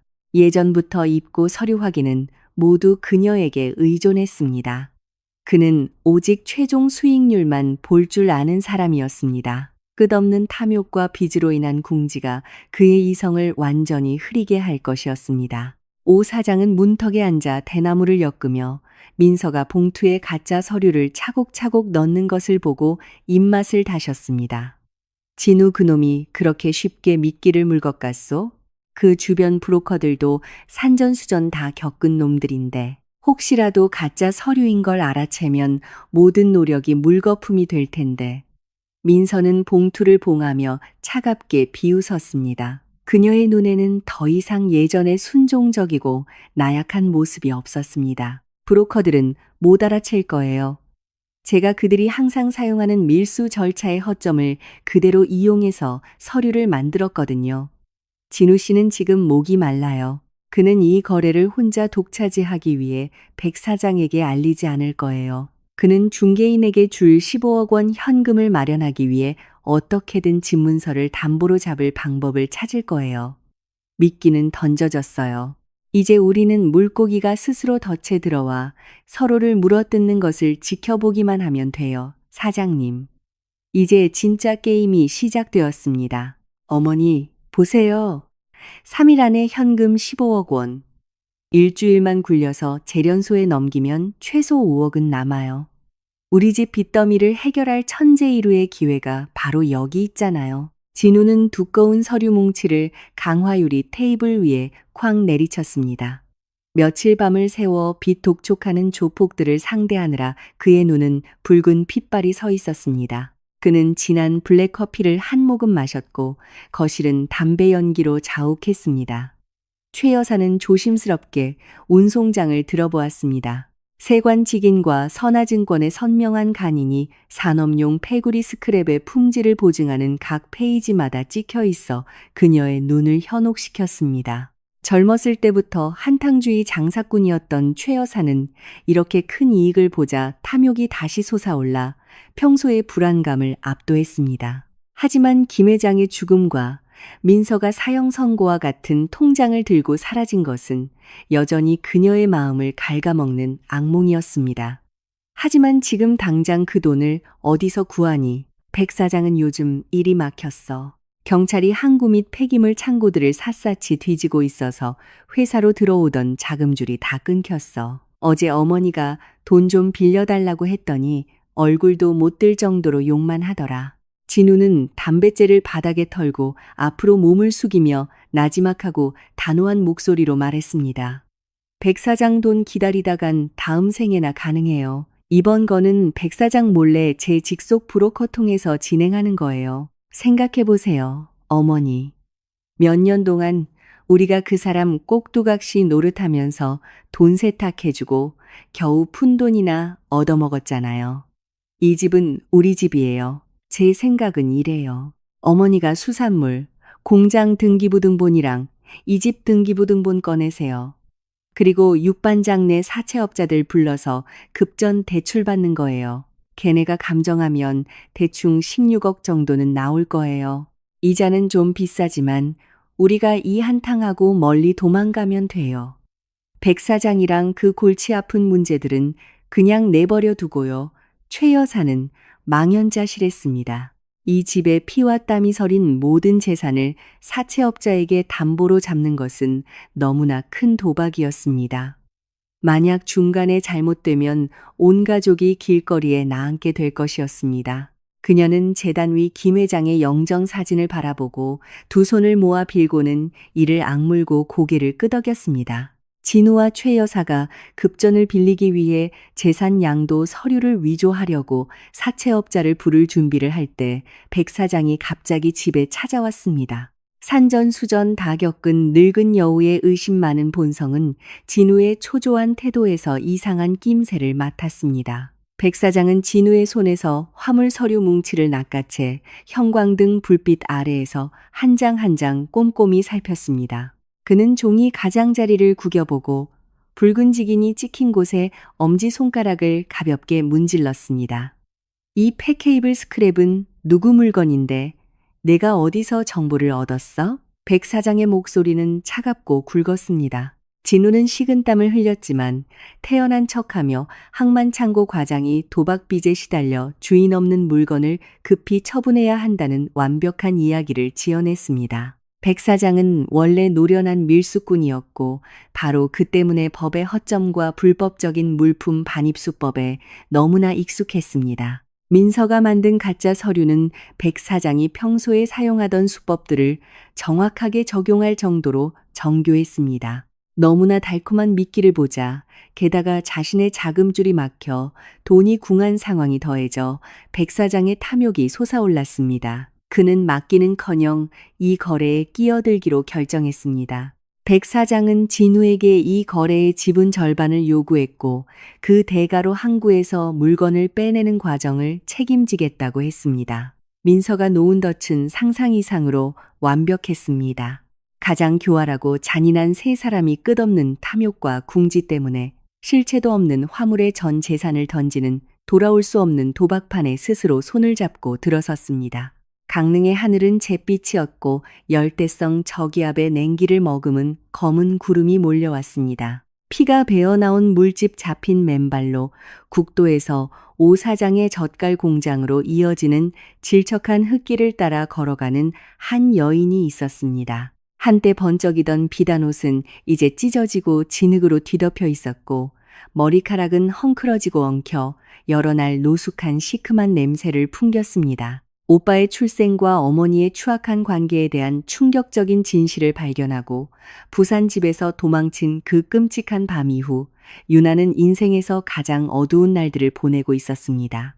그녀는 백 사장이 입막음을 위해 자신을 죽일까봐 두려워 집에 돌아갈 수 없었습니다. 함께 놀던 친구들은 그녀가 돈이 떨어지고 곤경에 처하자 가차없이 그녀를 길거리로 내쫓았습니다. 막다른 길에 몰린 그녀는 굶주림에 허덕이다 한때 자신이 거침없이 막말을 퍼부었던 올케에게 매달리기 위해 이 비린내 나는 곳으로 다시 찾아올 수밖에 없었습니다. 민서는 마당에서 멸치 입고 장부를 기록하다가 비틀거리는 유나의 모습을 보았습니다.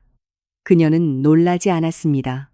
그 인간의 본성을 너무나 잘 알았기 때문입니다. 민서는 유나에게 공장 인부들의 작업복 한 벌을 던져주고 이끼 낀 공용 수도꼭지를 가리켰습니다. 저기 가서 진흙이나 깨끗이 씻고 부엌 가서 남은 밥 먹어. 밥 먹고 나서는 여기 고등어 분류하는 아줌마들 좀 돕고 여기는 빈둥거리는 사람이 있을 곳 없어.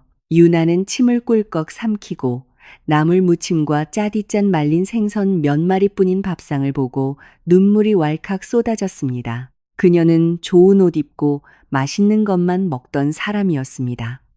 젓갈 공장의 진한 비린내 속에서 딱딱하게 굳은 찬밥을 씹어야 했습니다. 고되고 힘들수록 유나의 마음속 분노는 더욱 커져갔습니다. 그녀는 쭈그려 앉아 질척한 해초더미 속에서 생선을 골라내며 자신의 신세를 한탄하며 중얼거렸습니다.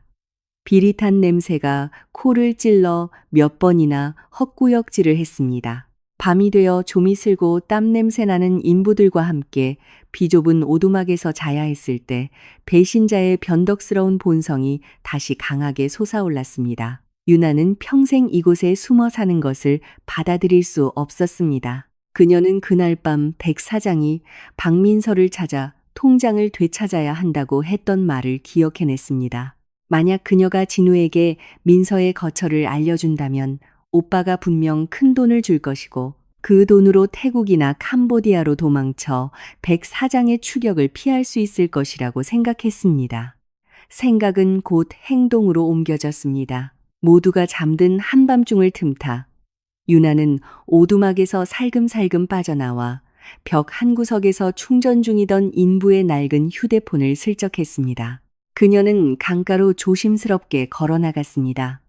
바위에 부딪히는 파도 소리가 모든 소리를 삼켜버리는 곳이었습니다. 떨리는 손으로 익숙한 번호를 눌렀습니다. 전화 저편에서 신호음이 한참 울린 뒤에야 누군가 전화를 받았습니다. 여보세요. 누구요? 이 시간에 무슨 일이야? 진우의 술 취한 목소리가 들려왔습니다. 진우, 오빠, 나 유나야. 끊지 마. 나 박민서 그년 어디 숨어 있는지 알아. 김 회장 통장 들고 강릉에 있는 젓갈 공장에 숨어 있어. 전화 저편은 잠시 침묵하다가 누군가 침대에서 벌떡 일어나는 듯한 소리가 들렸습니다. 진우의 목소리는 완전히 깨어 있었습니다. 진짜야? 주소 빨리 불러. 유나는 비웃으며 헝클어진 머리카락을 쓸어 넘겼습니다. 오빠, 내가 바보인 줄 알아? 당장 내 차명 계좌로 5억 원 보내. 그리고 인천공항에서 방콕으로 뜨는 편도 항공권 한 장이랑 그러면 이 공장 정확한 주소 문자로 보내줄게. 안 그러면 오빠는 그냥 바다에서 바늘 찾기나 해. 박민서 그년 엄청 교활해. 그 통장 경찰에 넘기려고 하고 있다고. 같은 핏줄을 나눈 자들의 더러운 거래는 어둠 속에서 순식간에 성사되었습니다. 진우는 사채로 급히 빌린 돈의 일부를 떼어 친동생에게 보내주는데 동의했습니다. 계좌에 돈이 입금되었다는 알림을 받은 유나는 의기양양하게 웃으며 짧은 문자 메시지를 보내고는 인부의 휴대폰을 탁한 강물 속으로 던져버렸습니다. 그녀는 어둠 속으로 사라졌고 곧 닥칠 잔혹한 분노에 직면하게 될 올케를 버려두고 즉시 젓갈 공장에서 도망쳤습니다. 강어귀에서 불어온 바람이 오 사장의 허름한 젓갈 공장 양철 지붕 위로 세차게 몰아쳤습니다. 오늘 밤은 유난히 만조 수위가 높아 배수구에서 역류한 검고 탁한 물이 종아리까지 차올랐고 쓰레기와 찌꺼기들이 넓은 마당을 떠다녔습니다. 인부들은 침수를 피해 저녁 일찍 집으로 돌아갔고 민서와 오 사장만이 남아 소금 포대를 높은 곳으로 옮기고 있었습니다. 공간은 어둡고 철벅이는 물소리가 음산하게 울리며 쏟아지는 빗소리와 섞였습니다. 갑자기 흙으로 된 둑 너머에서 눈부신 자동차 전조등 불빛이 어둠을 가르고 녹슨 양철 공장을 정면으로 비췄습니다. 험악한 보호 철창을 단 픽업 트럭 3대가 침수된 마당 앞에서 끼익 소리를 내며 멈춰 섰습니다. 차문이 열리고 조악한 비옷을 입고 손에는 쇠 파이프와 마체테를 든 험상궂은 남자들이 뛰어내려 진흙탕 마당을 온통 흐려놓았습니다. 진우는 선두 차량에서 내렸습니다. 그는 비옷을 입지 않고 얼굴에 쏟아지는 굵은 빗방울을 그대로 맞았습니다. 그의 모습은 초췌했고 두 눈은 깊고 검게 패어 있었지만 맹렬한 살기가 뿜어져 나왔습니다. 진우는 가짜 폐기물 화물에 전력을 다하기 전에 육반장에게 고용한 조폭들을 데리고 통장 문제를 깨끗이 해결하러 온 것이었습니다. 저 여자 찾아내. 이 구석이란 구석은 다 뒤져. 진우가 고함을 지르자 폭력배들이 미친 듯이 달려들어 닥치는 대로 부수기 시작했습니다. 플라스틱 통들이 박살나고 덜 익은 젓갈이 흘러넘쳐 만조의 물과 섞여 숨 막힐 듯한 악취를 풍겼습니다. 민서와 오 사장은 배수로 옆 가장 깊숙한 곳에 있는 낡은 나무 창고 안으로 서서히 몰렸습니다. 이곳은 가장 오래된 젓갈 발효 통들이 있는 곳으로 공간은 비좁고 어두컴컴했습니다. 오 사장은 녹슨 쇠지렛대를 꽉 쥐고 민서 앞에 서서 막아섰습니다. 합판으로 된 창고 문이 발로 차여 열렸습니다. 진우가 쇠 파이프를 들고 들어왔습니다. 그의 시선은 거대한 발효통들 사이의 틈새를 훑었고 마침내 민서가 숨어있는 어두운 구석에서 멈췄습니다. 이 빌어먹을 년 대단하네. 이 비린내 나는 구석까지 도망쳐서 내가 널 찾느라 돈을 얼마나 쓰게 만들어. 김 회장 통장 내놔. 그러면 내게 같은 목숨은 살려주지. 안 그러면 오늘 밤 널 갈기갈기 찢어서 강에 던져 물고기 밥으로 만들어주마. 진우는 쇠파이프를 나무통에 쾅쾅 두드렸습니다. 그의 부하들은 문 밖에 늘어서 모든 탈출로를 막았습니다. 민서는 두려워하지 않았습니다. 그녀는 옅게 비웃으며 외투 주머니에 손을 넣어 작은 리모컨의 버튼을 눌렀습니다. 오 사장이 창고 구석들보에 몰래 숨겨둔 개조된 휴대용 스피커에서 지지직 소리가 나더니 방송이 시작되었습니다. 소리는 탁하고 잡음이 섞였지만 한마디 한마디가 또렷하게 긴장된 공기를 갈랐습니다. 내가 몇 달 전에 깔끔하게 처리하라고 김 회장 밥에 제초제 타라고 했잖아. 백 사장의 굵고 잔인한 목소리가 좁은 공간에 맴돌았습니다. 진우는 얼어붙었고 쇠 파이프를 쥔 손이 허공에서 멈췄습니다. 조폭들은 어리둥절하며 서로를 쳐다보았습니다.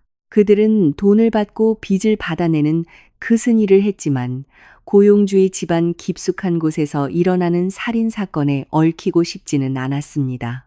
녹음은 계속해서 가장 더러운 비밀들을 빗속으로 끌어냈습니다. 내 폐기물 밀수, 루트랑 진우놈의 유령 회사까지 싹 다 끝장이야.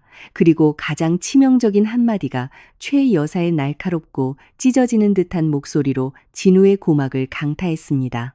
김 회장은 진우가 자기 핏줄이 아니란 걸 작년 설에 알았어요. 제가 서둘러 혈압약을 심근경색 유발제로 바꿔서 그 영감이 급사하게 만들지 않았으면 지금 우리 모자는 길바닥에 나앉았을 거라고요. 진우의 온몸은 돌처럼 굳었고 그의 눈은 핏발이 서 희번덕거렸습니다. 잔인한 진실이 망치처럼 그의 머리를 강타하며 종가의 장남이라는 헛된 자부심을 산산조각 냈습니다. 진우의 손에서 쇠파이프가 쨍그랑 소리를 내며 젓갈과 진흙이 섞인 바닥으로 떨어졌습니다. 그는 두 걸음 물러서서 두 손으로 머리를 감싸쥐고 의미 없는 소리를 중얼거렸습니다. 아니야.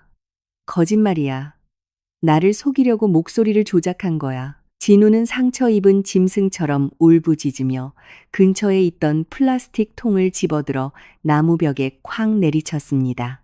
그가 쌓아 올린 모든 것, 번듯한 사장이라는 타이틀, 부산집에서의 절대 권력, 합법적인 상속권, 김 회장의 재산, 모든 것이 한순간의 멋진 사기극이었다는 것이 드러났습니다. 그는 단지 값싼 불륜의 더러운 산물이었고 검은 돈을 세탁하기 위해 조종되는 도구에 불과했습니다. 가장 큰 적은 눈앞에 서 있는 며느리가 아니라 독실한 불교 신자인 척하는 친어머니와 항상 그를 조카라 부르며 어깨를 두드리던 그 남자였습니다. 함께 온 조폭들이 웅성거리며 물러나기 시작했습니다. 두목인 육반장은 담배를 한 모금 깊이 빨고 침을 뱉었습니다. 내 집안일 너무 더럽다. 난 안 껴. 살인, 강도, 복잡하게 얽혔다가 경찰한테 잡히면 감방에서 뼈 삭는다고. 오늘 일당은 나중에 얘기하고 형제들, 철수, 폭력배들은 휘파람을 불며 서로를 부르고는 차로 돌아가 죄의 냄새로 가득 찬 답답한 공기를 뒤로하고 시동을 걸어 도망쳤습니다. 쥐들은 항상 배가 가라앉기 전에 도망갈 길을 아는 법입니다. 창고 안에는 이제 물이 철벅이는 소리만 남았습니다. 진우가 정신적으로 무너져 더러운 물웅덩이에 무릎을 꿇고 울부짖으며 옷을 찢는 틈을 타 민서는 오 사장에게 신호를 보냈습니다. 인생의 상처로 가득한 두 남녀는 거대한 두 젓갈통 사이의 틈새로 조용히 빠져나갔습니다. 창고 뒤편에는 큰 강지류로 바로 이어지는 지하 배수로가 있었습니다. 만조로 물이 머리 위까지 차올라 있었고 검고 탁한 물결이 일렁였습니다. 망설임 없이 민서와 오 사장은 차가운 물속으로 첨벙 뛰어들었습니다. 그들은 잠수하고 숨을 참고 굴 껍데기가 잔뜩 붙은 지하수로를 기어갔습니다. 역한 냄새가 코를 찔렀지만 살고 싶다는 강렬한 희망이 모든 두려움을 압도했습니다. 그들은 무성한 갈대밭을 따라 강릉 땅의 칠흑 같은 어둠 속으로 탈출했고 뒤에는 폐허가 된 젓갈 공장을 남겨두었습니다. 텅 빈 초라한 창고 안에서 진우는 진흙탕에 머리를 쳐박고 있었습니다. 눈물, 콧물, 그리고 빗물이 뒤섞여 짭짤하게 느껴졌습니다.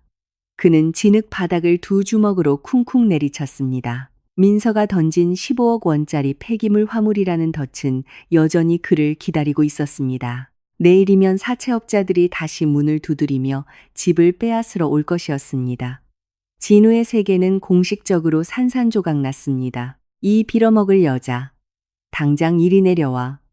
진우는 미친 듯이 소리치며 2층 침실 문을 한 번 더 걷어찼고 문짝이 경첩에서 떨어져 나갔습니다. 그는 방으로 뛰어들었고 최 여사가 무슨 일인지 파악하기도 전에 그녀의 헝클어진 머리채를 거칠게 움켜쥐고 푹신한 침대에서 차가운 타일 바닥으로 끌어내렸습니다. 최 여사는 비참한 비명을 질렀고 두 손으로 진우의 단단한 팔을 마구 핥히었습니다.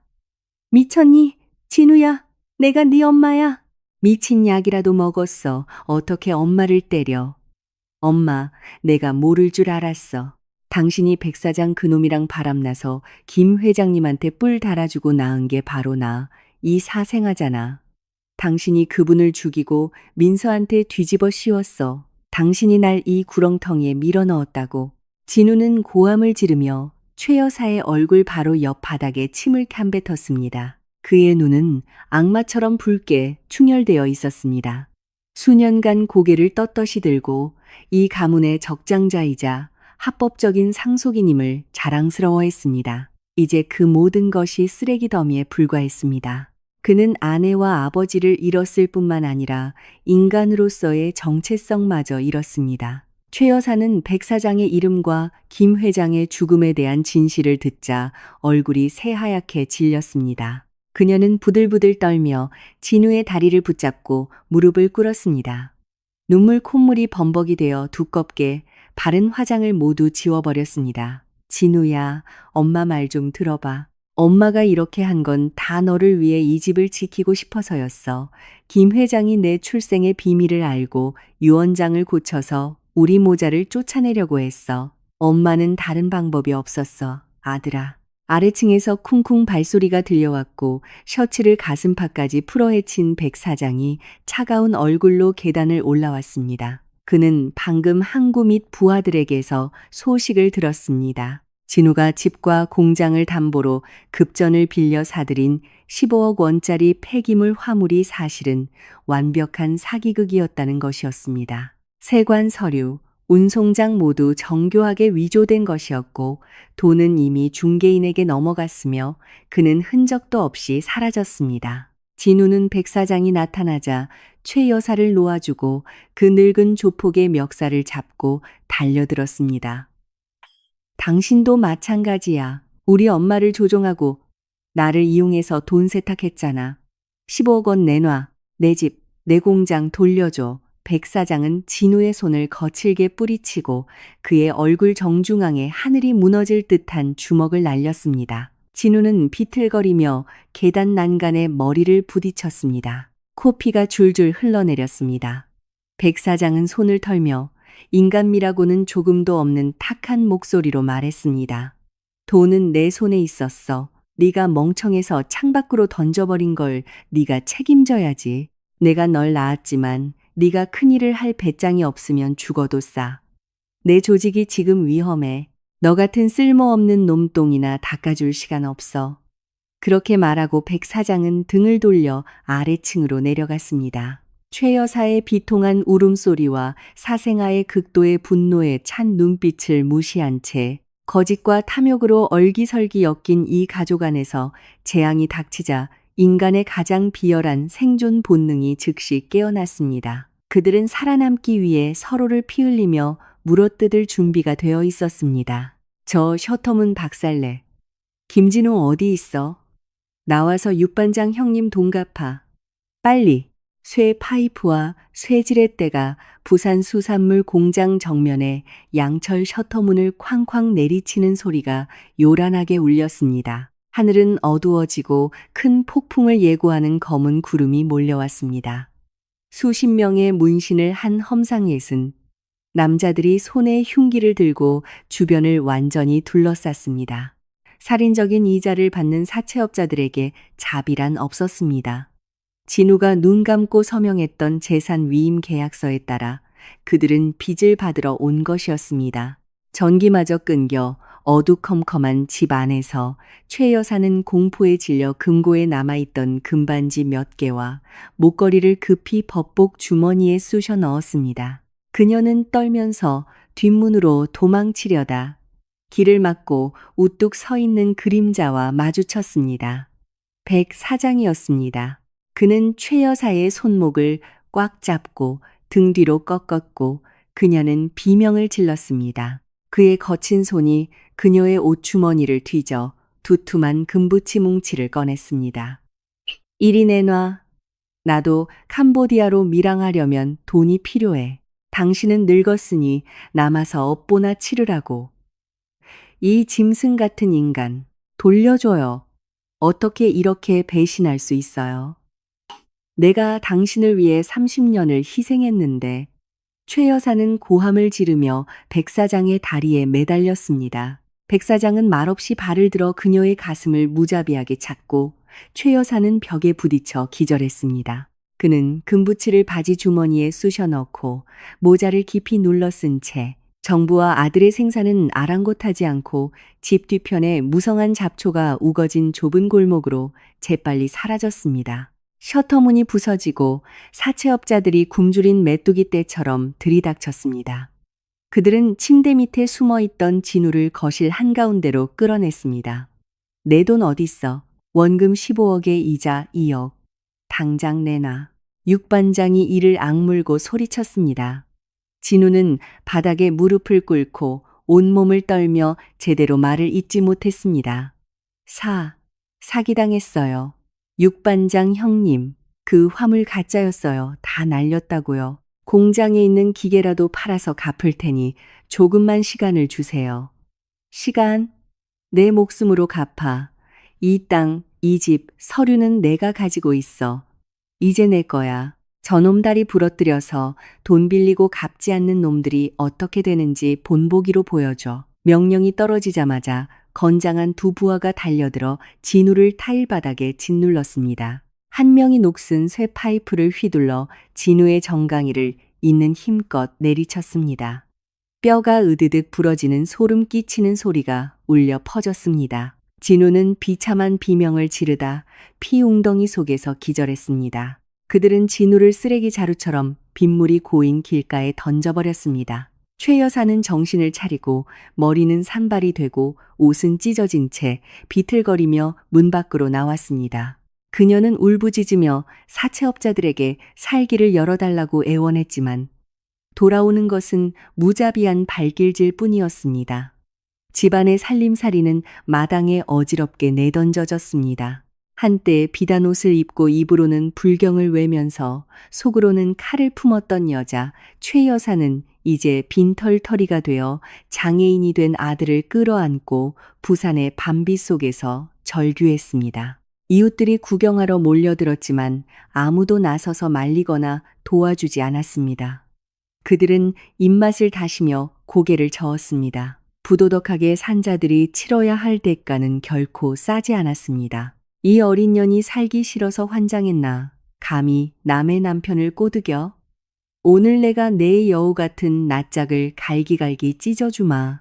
매연과 지린내가 진동하는 강릉버스 터미널 한 구석에서 날카로운 욕설이 울려 퍼졌습니다. 유나는 무슨 일인지 파악하기도 전에 뚱뚱하고 험상궂은 얼굴에 아줌마 무리가 달려들어 그녀의 머리채를 뒤로 잡아당겼습니다. 올케를 배신하고 젓갈 공장에서 도망친 날부터 유나는 버스 터미널 주변을 떠돌며 장거리 트럭 운전사들에게 여자를 알선하는 포주들과 어울리게 되었습니다. 원래부터 일하기 싫어하고 치장하기를 좋아했던 유나는 어느새 몸을 팔아 생계를 유지하는 길로 빠져들었습니다. 하지만 돈 있는 남자를 유혹하는 버릇이 그녀를 해쳤습니다. 그녀는 감히 한 수산물 도매상 사장을 꿰어 돈을 뜯어냈는데 그의 아내는 어촌에서 가장 무섭기로 소문난 여자였습니다.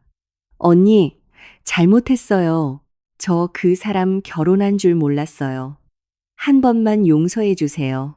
유나는 비명을 지르며 싹싹 빌었지만 눈앞이 번쩍이는 따귀는 계속해서 날아왔습니다. 아줌마들은 사람들이 보는 앞에서 유나의 헐렁한 티셔츠를 찢어버렸고 그녀는 벌거벗은 가슴을 가리며 웅크렸습니다. 뚱뚱한 본처는 가방에서 이발기를 꺼냈습니다. 윙하는 소름 끼치는 소리가 났습니다. 그녀는 유나의 머리를 뜨거운 아스팔트 바닥에 쳐박고 정수리부터 목덜미까지 길게 밀어버렸습니다. 한때 유나의 자랑이었던 곱슬머리가 진흙 바닥으로 우수수 떨어졌습니다. 그녀는 절망 속에서 발버둥 치며 울부짖었고 머리 절반이 흉하게 밀려 피가 맺혔습니다. 그것으로 끝나지 않았습니다. 한 아줌마가 역한 냄새가 나는 젓갈통을 들고 왔는데 그 안에는 검은 폐유가 섞여 있었습니다. 전현한테 부어버려. 이 젓갈 냄새가 남의 남자 뺏는 썩은 냄새를 덮을 수 있는지 보자고 젓갈통이 유나의 머리 위로 쏟아졌습니다. 끈적하고 역한 액체가 살결에 달라붙고 눈과 입으로 들어가 그녀는 토악질을 해댔습니다. 주변 사람들은 모여들어 손가락질하고 비웃으며 사진을 찍었지만 아무도 편들어주지 않았습니다. 잔혹한 폭행이 끝난 후 유나는 화를 불러왔다는 이유로 포주에게 쫓겨났습니다. 신분증도 돈도 없고 끔찍하고 더러운 몰골의 악취까지 풍겨 그녀는 가는 곳마다 귀신처럼 쫓겨났습니다. 유나는 찐빵 몇 개라도 사 먹기 위해 질척한 어시장 주변에서 비닐봉지와 플라스틱 병을 주워야 했습니다. 밤이 되면 그녀는 낡은 생선 좌판 밑으로 기어들어가 찢어진 방수포를 뒤집어 쓰고 뼛속까지 파고드는 차가운 바닷바람을 견디며 떨었습니다. 인생 역전의 꿈은 산산조각 났고 유나는 게으름과 배신에 대한 대가를 길거리 개만도 못한 삶으로 치르고 있었습니다. 잘 생각해봐 민서 씨. 이거 제출하면 그 집안이랑은 연 끊고 뿌리까지 뽑아버리는 거야. 오 사장은 경상남도 경찰청 복도에서 담배를 한 모금 깊이 빨았다. 연기가 천장으로 피어올랐다. 민서는 투명한 플라스틱 서류 가방을 꼭 껴안았다. 안에는 김 회장의 검은 표지 통장과 그녀가 공들여 기록하고 분석한 자금 세탁 증거 자료들이 들어 있었다. 더 이상 그 가족에게 미련 없어요, 사장님. 그들이 저를 죽음으로 내몰고 아버님을 병상에서 숨지게 했어요. 죄는 벌을 받아야 해요. 저는 제 누명을 벗기 위해서뿐만 아니라 그들에게 해를 입은 모든 사람들의 한을 풀어주기 위해 이 일을 하는 거예요. 사장님을 포함해서요. 민서가 말했다. 그녀의 목소리는 이상할 정도로 평온했다. 시골 며느리의 순종적이고 나약한 모습은 완전히 사라졌다. 이제 오 사장 앞에는 인생의 폭풍우를 겪고 단련된 강인하고 굳센 여인이 서 있었다. 서류는 경제범죄수사팀에 직접 제출되었다. 날짜와 거래일까지 상세하게 기록된 너무나 명백한 증거들 덕분에 전담팀이 신속하게 꾸려졌다. 백 사장과 진우가 건설회사를 앞세워 운영하던 자금 세탁 및 폐기물 밀수 조직은 뿌리째 뽑혔다. 늦은 오후 경찰청에서 나와 버스를 타고 강릉으로 돌아가던 길에 민서와 오 사장은 도심공원을 지나갔다. 16일 공원 호숫가, 해는 뉘엿뉘엿 지고 있었고 바람에 나뭇잎이 흩날렸다. 민서는 문득 걸음을 멈췄다. 공원 울타리 한 구석, 낡고 더러운 옷을 입은 한 사람이 판지 위에 주저앉아 있었다. 오른쪽 다리는 시커멓게 더러워진 깁스를 하고 뻣뻣하게 뻗어 있었고 옆에는 돈을 구걸하는 찢어진 모자가 놓여 있었다. 한때는 멀끔하게 차려입고 헤어스프레이를 뿌리며 아내에게 호통치던 남편 진우였다. 이제 그는 썩은 나무처럼 초라하고 남루했다. 그는 고개를 숙이고 운동하러 지나가는 사람들에게 동량을 구걸하며 연신 고개를 조아렸다. 무언가 예감이라도 한 듯 진우가 고개를 들었다. 그는 입을 떡 벌렸고 허공을 향해 뻗었던 팔이 갑자기 부들부들 떨리더니 황급히 거두어들였다. 수치심, 후회, 그리고 극심한 고통이 목구멍까지 차올랐지만 아무 말도 할 수 없었다. 그는 황급히 낡은 모자를 푹 눌렀어 초췌한 얼굴을 가리고 빛을 두려워하는 벌레처럼 어두운 구석으로 몸을 웅크렸다. 민서는 눈물 한 방울 흘리지 않았고 다가가 욕을 하거나 비웃지도 않았다. 그녀는 그저 길가의 쓰레기 더미를 지나치는 낯선 사람처럼 무심한 눈으로 그 불구의 남자를 바라보았다. 모든 원한은 여기서 끝났다. 인과응보의 수레바퀴는 짐승 같은 마음을 가진 자들을 가차없이 짓밟았다. 민서는 등을 돌려 오 사장과 함께 버스 터미널을 향해 길고 단호한 걸음을 옮겼다. 영원히 닫힌 어두운 과거를 등 뒤로 한 채 짭짤한 바닷바람이 불어와 부산의 답답한 공기를 씻어냈다. 어떤 배라도 상관없어 나를 어창에 쳐넣든 드럼통에 넣든 오늘 밤 안에 이 땅을 떠나야 한다고 백 사장은 영흥도 부두에서 담배를 피우고 있던 건장한 선장의 멱살을 잡고 소리쳤다. 바닷바람이 그의 얼굴을 스치며 짠내와 기름 냄새를 실어 날랐다. 더 이상 폐기물 밀수 업계 거물의 위험은 없었다. 셔츠는 찢어지고 얼굴은 진흙으로 얼룩졌으며 한 손으로는 최 여사에게서 빼앗은 금부치가 든 천뭉치를 꼭 껴안고 있었다. 선장은 백 사장의 손을 뿌리치고 부두 판자에 고인 무릉덩이에 침을 캠 뱉었다. 뭐가 그리 급해? 돈 주면 태워주는 거지. 바다로 밀항하는데 금괴 2개야. 큰 배에서 신호 오면 공해상 부표까지 데려다 줄게. 여기서 당신 사정 봐줄 만큼 한가한 사람 없어. 백 사장은 이를 악물고 검은 방수천을 풀어 묵직한 골드바 2개를 꺼내 젊은 남자에게 던져주었다. 자금 세탁 조직이 경찰에 발각된 이후 밀수업계의 고위층들은 자신들을 보호하기 위해 즉시 꼬리를 잘랐다. 백 사장은 지명수배자가 되었고 버려진 졸에 불과했다. 그는 경찰에 잡혀 조직 전체를 불면 선배들이 자신을 가만두지 않을 것을 잘 알고 있었다. 조폭 세계에서는 암묵적으로 입막음 명령이 내려졌고 그에게 남은 길은 야간 해상 밀항뿐이었다. 갑자기 부두로 이어지는 흙길 저편, 어두운 소나무 숲에서 강력한 손전등 불빛 세 줄기가 백 사장의 얼굴을 정면으로 비췄다. 움직임을 감지한 선장은 재빨리 뒤로 물러나 정박해 있던 큰 배들의 어둠 속으로 작은 배를 저어 사라졌다. 저기 있다. 잡아. 거친 외침이 울려 퍼졌다. 백 사장은 깜짝 놀라 달려오는 자들이 옛 동업자들이 보낸 잔혹한 킬러드림을 깨달았다. 생각할 겨를도 없이 그는 금뭉치를 안고 등을 돌려 바다 쪽으로 튀어나온 들쭉날쭉한 바위지대로 미친 듯이 달렸다. 하늘은 칠흑 같았고 파도가 절벽에 부딪히며 하얀 거품을 일으켰다. 백 사장은 헐떡이며 이끼 낀 미끄러운 바위 위를 비틀거리며 걸었다. 추격자들은 바짝 뒤쫓았다. 쿵쿵거리는 발소리와 마체테가 바위에 부딪혀 불꽃을 튀기는 소리에 백 사장의 심장은 터질 것 같았다. 거기서 이 개자식아, 막다른 길이야. 뛰어내려서 상어밥이라도 될 셈이냐. 문신을 한 두목이 고함을 지르며 번쩍이는 칼을 휘두르며 달려들었다.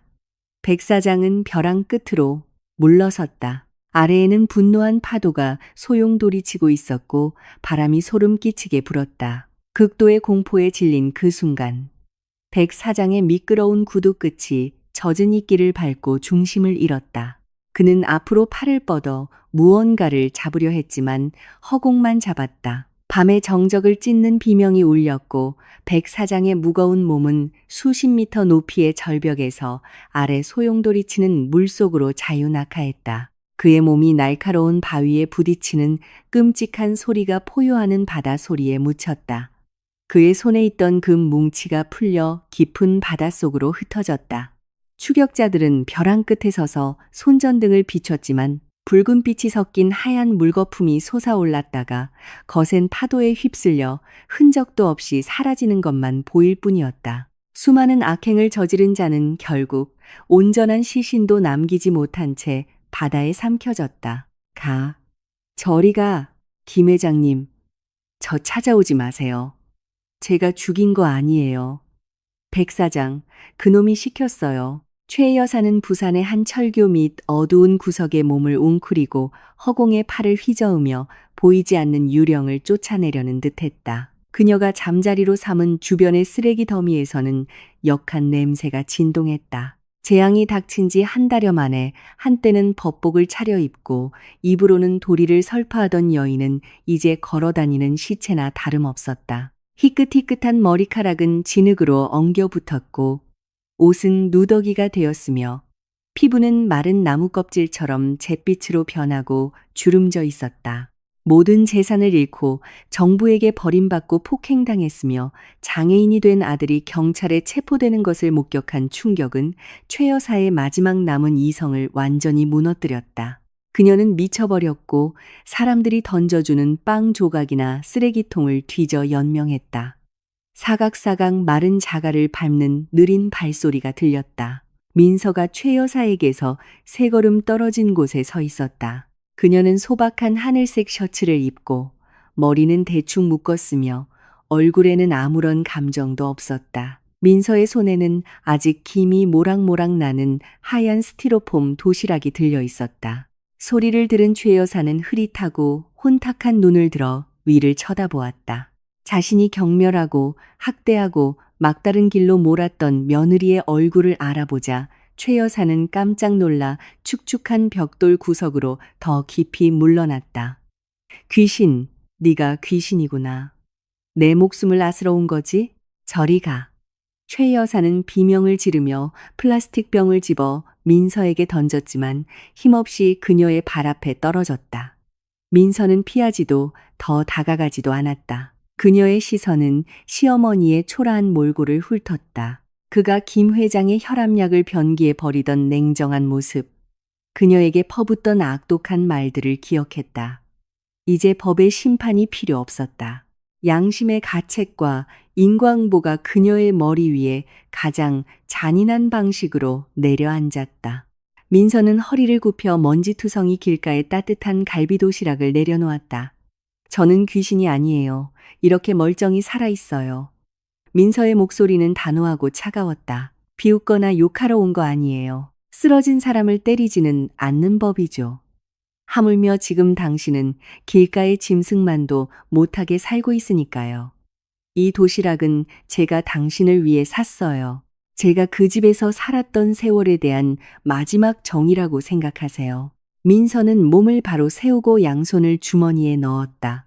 그녀의 시선은 최 여사의 공포에 질린 눈을 똑바로 꿰뚫었다. 섣불리 죽을 생각 마세요. 입 앞 꾸역꾸역 넘기고 그 늙은 목숨 부지하며 사세요. 살아서 매일 인과응보라는 법의 심판을 곱씹으세요. 살아서 당신이 예전에 다른 사람에게 강요했던 사회 밑바닥에서 버림받는 기분을 맛보세요. 쉬운 구원을 찾을 생각은 꿈도 꾸지 마세요. 말을 마친 민서는 단호하게 등을 돌렸다. 가늘지만 굳센 그녀의 뒷모습이 노란 가로등 불빛 아래로 서서히 사라졌다.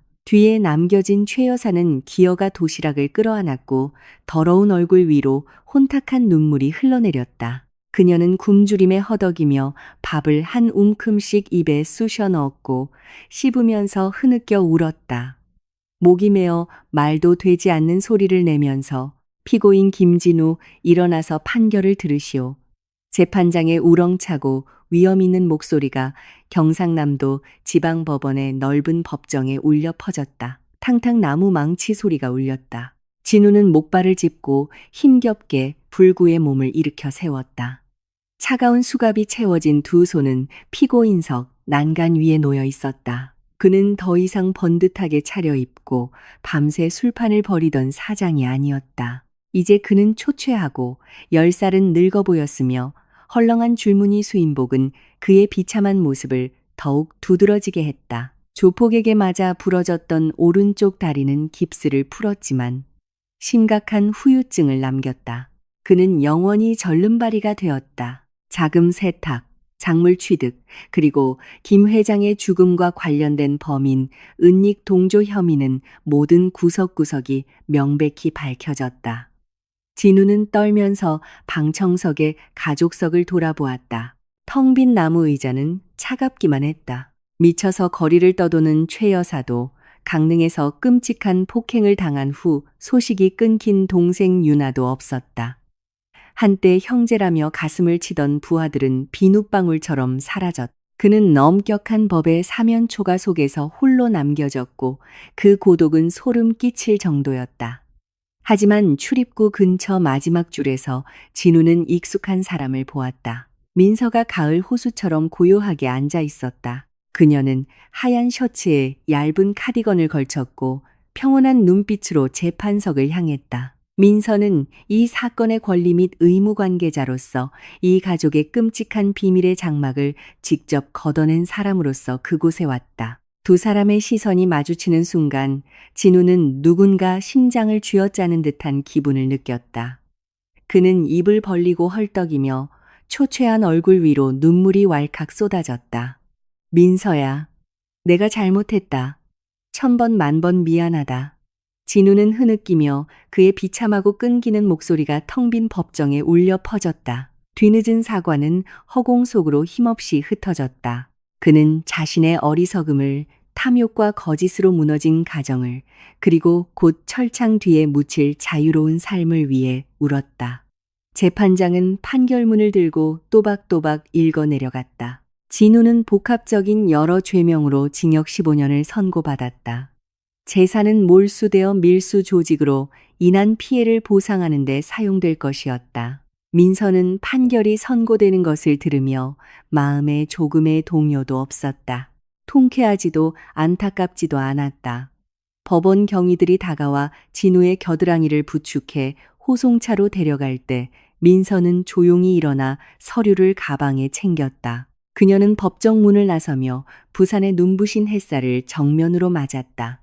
전 남편의 후회에 찬 울음소리를 어두운 과거 속으로 멀어지게 내버려 둔 채 남강의 광활한 모래 언덕을 가로질러 바닷바람이 불어오며 쓸쓸한 공간에 구슬픈 소리를 남겼습니다. 민서는 작은 플라스틱 바구니를 들고 뜨거운 모래 위를 걸었습니다. 땀이 관자놀이를 따라 흘렀습니다.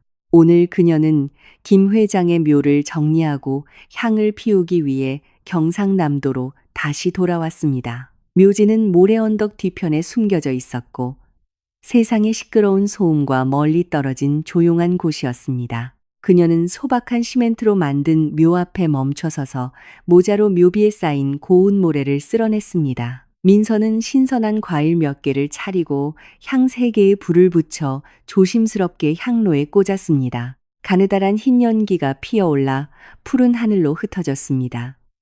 민서는 작은 돗자리에 무릎을 꿇고 가슴 앞에 두 손을 모았습니다. 아버님, 편히 쉬세요. 이곳 모래바람은 차갑지만 더는 거짓과 기만을 견디지 않으셔도 돼요. 민서의 목소리는 바람 소리에 섞이듯 가볍게 속삭였습니다. 그날 밤 아버님께서 제 손에 쥐어주신 그 통장 덕분에 모든 것이 밝혀졌어요. 바람을 심은 자들은 폭풍을 거두었어요. 백 사장은 바다에서 시신도 없이 죽었고 진우 씨는 감옥에서 죗값을 치르고 있으며 최 여사님은 길거리에서 죽지 못해 살고 있어요. 법이 그들을 심판했고 인과응보도 누구 하나 놓치지 않았어요. 저도 누명을 벗었어요. 더 이상 돈 훔쳐 남자랑 도망쳤다는 오명을 쓰지 않아요. 민서는 눈을 감았고 뜨거운 눈물 한 방울이 뺨을 타고 흘러내렸습니다. 그것은 예전처럼 나약함이나 억울함의 눈물이 아니라 영혼 깊은 곳에서 우러나오는 안도와 평온함의 눈물이었습니다. 그 비밀의 통장은 한때 그녀를 가장 끔찍한 도망자의 삶으로 몰아넣고 허름한 젓갈 마을에 숨어 살게 하고 생사의 기로에 서게 한 저주였습니다. 하지만 그것은 또한 그녀가 그 썩어빠진 가족이라는 어두운 세력을 무너뜨리고 한 인간으로서의 순결함과 자존심을 되찾게 해준 만능 열쇠이기도 했습니다. 그녀는 눈을 뜨고 타오르는 향불의 붉은 불꽃을 바라보았습니다. 순종적인 며느리로 살았던 세월 동안의 모든 억울함과 수치스러운 눈물은 이제 완전히 타버렸습니다. 민서는 일어나 바지에 묻은 모래를 털어냈습니다. 그녀는 김 회장에게 마지막으로 고개를 숙여 인사하고 등을 돌려 걸어갔습니다. 해질녘의 침대 버스가 덜컹거리며 부산 터미널을 떠나 민서를 강릉의 바다로 다시 데려갔습니다. 그곳에는 과거의 유령이 없었고 오 사장과 그녀가 돌아와 장부를 정리하고 자신의 두 손과 머리로 정직한 일을 시작하기를 기다리는 젓갈 공장만이 있었습니다. 차창 밖으로 붉은 해가 바다 끝으로 서서히 지고 있었습니다. 마지막 햇살이 민서의 평온한 얼굴 위로 따뜻한 빛을 비췄습니다. 어두운 여정은 끝났습니다. 내일부터는 아침 해가 다시 눈부시고 새롭게 떠올라 그녀가 깊은 진흙 속에서 스스로 쟁취한 완전히 자유롭고 당당한 삶을 비춰줄 것이었습니다. 아가씨, 이번 달 출고 명세서 좀 다시 봐줘. 서울 거래처들에서 계속 전화와서 물건 재촉하는데 이번 멸치젓 색이 좀 짙어서 아직 병에 담지를 못하겠어. 오 사장은 공장 옆에 임시로 지은 시원한 양철 지붕 사무실로 들어오며 이마의 땀을 수건으로 닦았다. 짠! 바다 소금과 발효된 생선의 독특한 냄새가 그의 작업복 천 구석구석에 배어 있었다. 민서는 컴퓨터 화면에서 눈을 떼고 안경을 콧등 위로 밀어올리며 오 사장에게서 서류 뭉치를 미소로 받아들었다. 사장님, 걱정 마세요. 인부들한테 그 발효통들 잘 저어달라고 하고 너무 서둘러서 젓갈 짜지 말라고 하세요. 어제 제가 유통 대리점이랑 통화했어요. 우리 공장의 최상급 멸치젓 품질을 위해서라면 열흘 더 기다려주겠다고 했어요. 조금 늦더라도 품질은 절대적이어야 해요. 공장들처럼 양으로 승부할 순 없잖아요. 민서의 또렷한 말을 듣자 오 사장의 주름진 얼굴에 미소가 번졌다. 조폭들이 공장을 쑥대밭으로 만들었던 그 끔찍한 밤 이후 모든 것이 물거품이 될 뻔했지만 바로 민서가 수많은 장부 속임수를 겪어본 경리에 냉철한 머리로 팔을 걷어붙이고 이 허물어져가는 사업을 폐허 속에서 일으켜 세웠다. 부산 법정을 다녀온 후 강릉으로 돌아온 초창기, 민서는 깨진 통, 땅에 스며들어 역한 냄새를 풍기는 젓갈 등 폐허 더미와 마주했다. 인부들은 두려움과 당국의 감시 때문에 절반 이상이 떠나버렸다. 민서는 울지 않았고 주저하지도 않았다. 그녀가 가진 얼마 안 되는 저축과 오 사장이 침대 밑에 꽁꽁 숨겨두었던 얼마 안 되는 자본을 꺼내 한 푼 한 푼 꼼꼼하게 계산했다. 민서는 가장 먼저 공장의 낡은 재무 관리 시스템을 전면 개편하는 일에 착수했다. 더 이상 시멘트 포대 종이에 휘갈겨 쓴 글씨로 외상 장부를 기록하지 않았다. 그녀는 중고 컴퓨터를 사고 수입과 지출, 인건비, 자재비, 소금, 신선한 생선 비용을 명확히 분류한 계산표를 만들었다. 자금 흐름의 투명성은 오 사장이 위험을 관리하고 어이없는 실수로 인한 불합리한 손실을 막는 데 도움이 되었다. 다음으로 민서는 오 사장 젓갈 공장의 치명적인 약점이 품질이 아니라 판로라는 것을 깨달았다. 지난 수년간 오 사장은 묵묵히 생선을 발효시켜 강원도 근처의 소규모 상인들에게 헐값에 팔아넘길 뿐이었다. 민서는 변화를 결심했다. 그녀는 서울까지 직접 올라가 수백 년 된 나무 발효통에서 갓 짜낸 첫 멸치젓 원액을 들고 대형 슈퍼마켓과 친환경 식품 유통 대리점의 문을 두드렸다. 그녀는 달콤한 말로 현혹하지 않았다. 민서는 땀과 파도에 짰네. 그리고 화학물질이 없는 천연 단백질, 함량 시험 성적서로 그들을 설득했다. 정성이 통했는지 지역 특산물을 전문으로 판매하는 한 미니 슈퍼 체인이 시범 계약을 체결했다. 좋은 소문은 멀리 퍼져나갔고 공장이 짭짤하면서도 뒷맛이 깔끔하고 단젓갈 맛은 까다로운 주부들의 입맛을 서서히 사로잡았다. 요즘 공장 인부들이 다 자네 칭찬이야, 민서 아가씨. 오 사장은 의자를 끌어당겨 앉아 보리차를 한 잔 꿀꺽 마셨다. 어제 집 나르는 친구가 그러는데 민서 아가씨가 회계를 맡은 뒤로 월급도 제때 나오고 명절 보너스까지 생겨서 고향에 있는 처자식이 더는 굶을 걱정 안 한다고 하더군. 지금 자네 모습 보니 아주 어른스럽고 듬직해. 낡은 통장 끌어안고 여기저기 숨어 다닐 때랑은 딴판이야. 그때는 얼굴에 핏기 하나 없었는데 민서는 살짝 웃었다. 맑은 웃음소리가 마당 밖 펌프 소리 사이로 울려 퍼졌다. 그녀는 깨끗하게 시멘트로 포장된 넓은 마당을 바라보았다. 젓갈 발효통들이 새로운 단열 지붕 아래 가지런히 정렬되어 있었다. 이곳 노동자들의 삶은 그녀의 굳건한 리더십 덕분에 점차 변하고 있었다. 저도 그냥 제 전문 분야 일을 했을 뿐이에요, 사장님. 제가 가장 절망적일 때 저를 거두어 주신 건 사장님이시잖아요. 이 젓갈 공장도 사장님의 피와 땀 같은 곳이고요. 절대로 예전처럼 허물어지게 두지 않을 거예요. 강릉의 바닷바람이 세차게 불어와 민서의 부드러운 실크 셔츠 자락을 휘감았다. 남의 집에 얹혀 살아야 했던 시골 며느리의 순종적이고 나약한 모습은 이제 깨끗이 불타버렸다. 잿더미 위에서 일어선 민서는 스스로 자신의 인생을 다시 빚어냈다. 날카롭고 독립적이며 자존감 넘치는 모습으로 그녀는 모든 사람에게 막다른 길에 몰린 여인이 무너지지 않는다면 모든 어두운 편견을 불태우는 밝은 불꽃이 될 수 있음을 증명했다. 민서 씨, 올해 30 넘었지? 예쁘고 똑똑하고 이 큰 사업체까지 관리하는데 이제 기댈 곳도 찾고 새 출발할 생각 없어? 부두 밑에 수산물 도매상하는 그 총각이 계속 민서 씨 소식 묻더라고. 공장에서 병입 작업을 하는 칠복 아줌마가 땀을 닦으며 짓궂게 웃으며 민서를 쳐다봤다. 늦은 오후 강릉 바다 위로 해가 졌고 하늘가에는 붉은 노을이 번졌다. 인부들은 퇴근 준비를 위해 포장 구역을 청소하고 있었다. 민서는 작업일지의 마지막 숫자를 기록하다가 칠복 아줌마의 말에 고개를 들었다.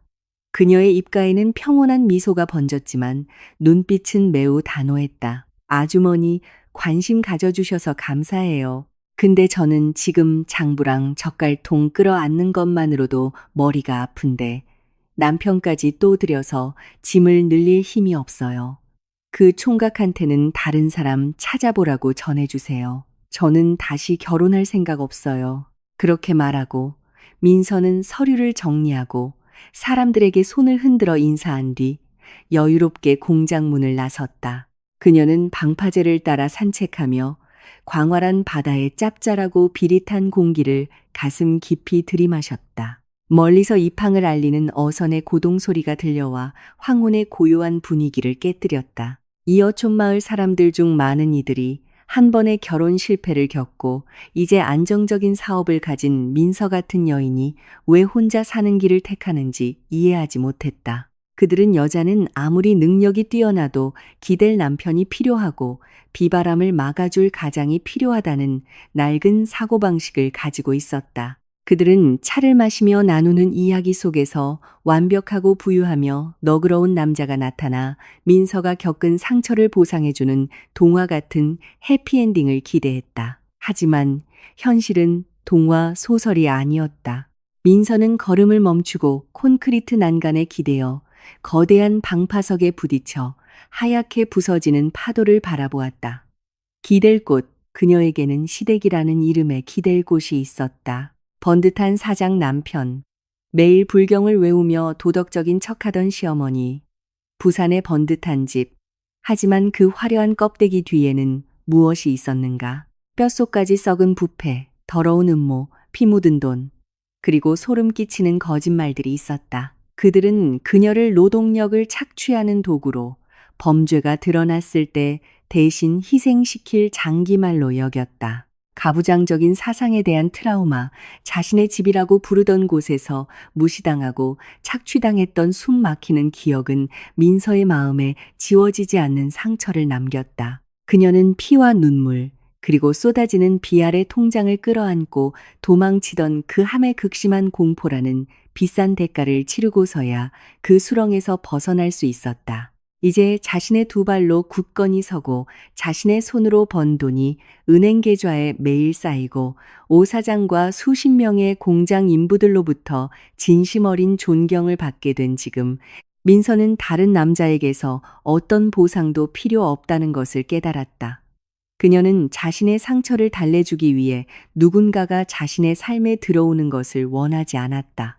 왜냐하면 그녀 자신이 강인함과 끈기로 스스로를 치유했기 때문이다. 사랑이 온다면 그것은 두 자유로운 영혼의 공명이어야지 동정을 필요로 하는 자의 비굴한 매달림이어서는 안 되었다. 그리고 현재 그녀는 자신이 쥐고 있는 절대적인 자유에 완전히 만족했다. 저 멀리 수십 척의 연한 어선들이 요란한 소리를 내며 항구에 들어오고 있었다. 돛대 위의 고출력 조명들이 강한 쪽을 환하게 밝혔다. 어부들이 서로를 부르는 소리, 엔진 소리, 바구니 부딪히는 소리가 뒤섞여 시끄럽지만 활기찬 삶의 교향곡을 만들어냈다. 민서는 눈을 감고 두 팔을 벌려 몰아치는 바닷바람을 온몸으로 맞았다. 강한 바람이 그녀의 머리카락과 옷자락을 스치며 시원한 감촉을 남겼다. 포효하는 바다소리는 과거의 모든 어두운 찌꺼기를 씻어내는 듯했다. 더 이상 최 여사의 날카로운 비명도 진우에 미친 듯한 파괴도 백사장이라는 어둠에 대한 극심한 공포도 없었다. 오늘 이야기를 마지막까지 들어주셔서 감사합니다. 인생은 때로 사랑이나 증오뿐만 아니라 진실이 많은 고통을 대가로 치러야 하는 생사의 선택이기도 합니다. 이 이야기를 통해 우리 각자가 곁에 있는 사람들을 더 소중히 여기고 익숙해 보이는 것들 앞에서 항상 깨어 있기를 바랍니다. 다음에도 흥미로운 이야기로 찾아뵙겠습니다. 감사합니다.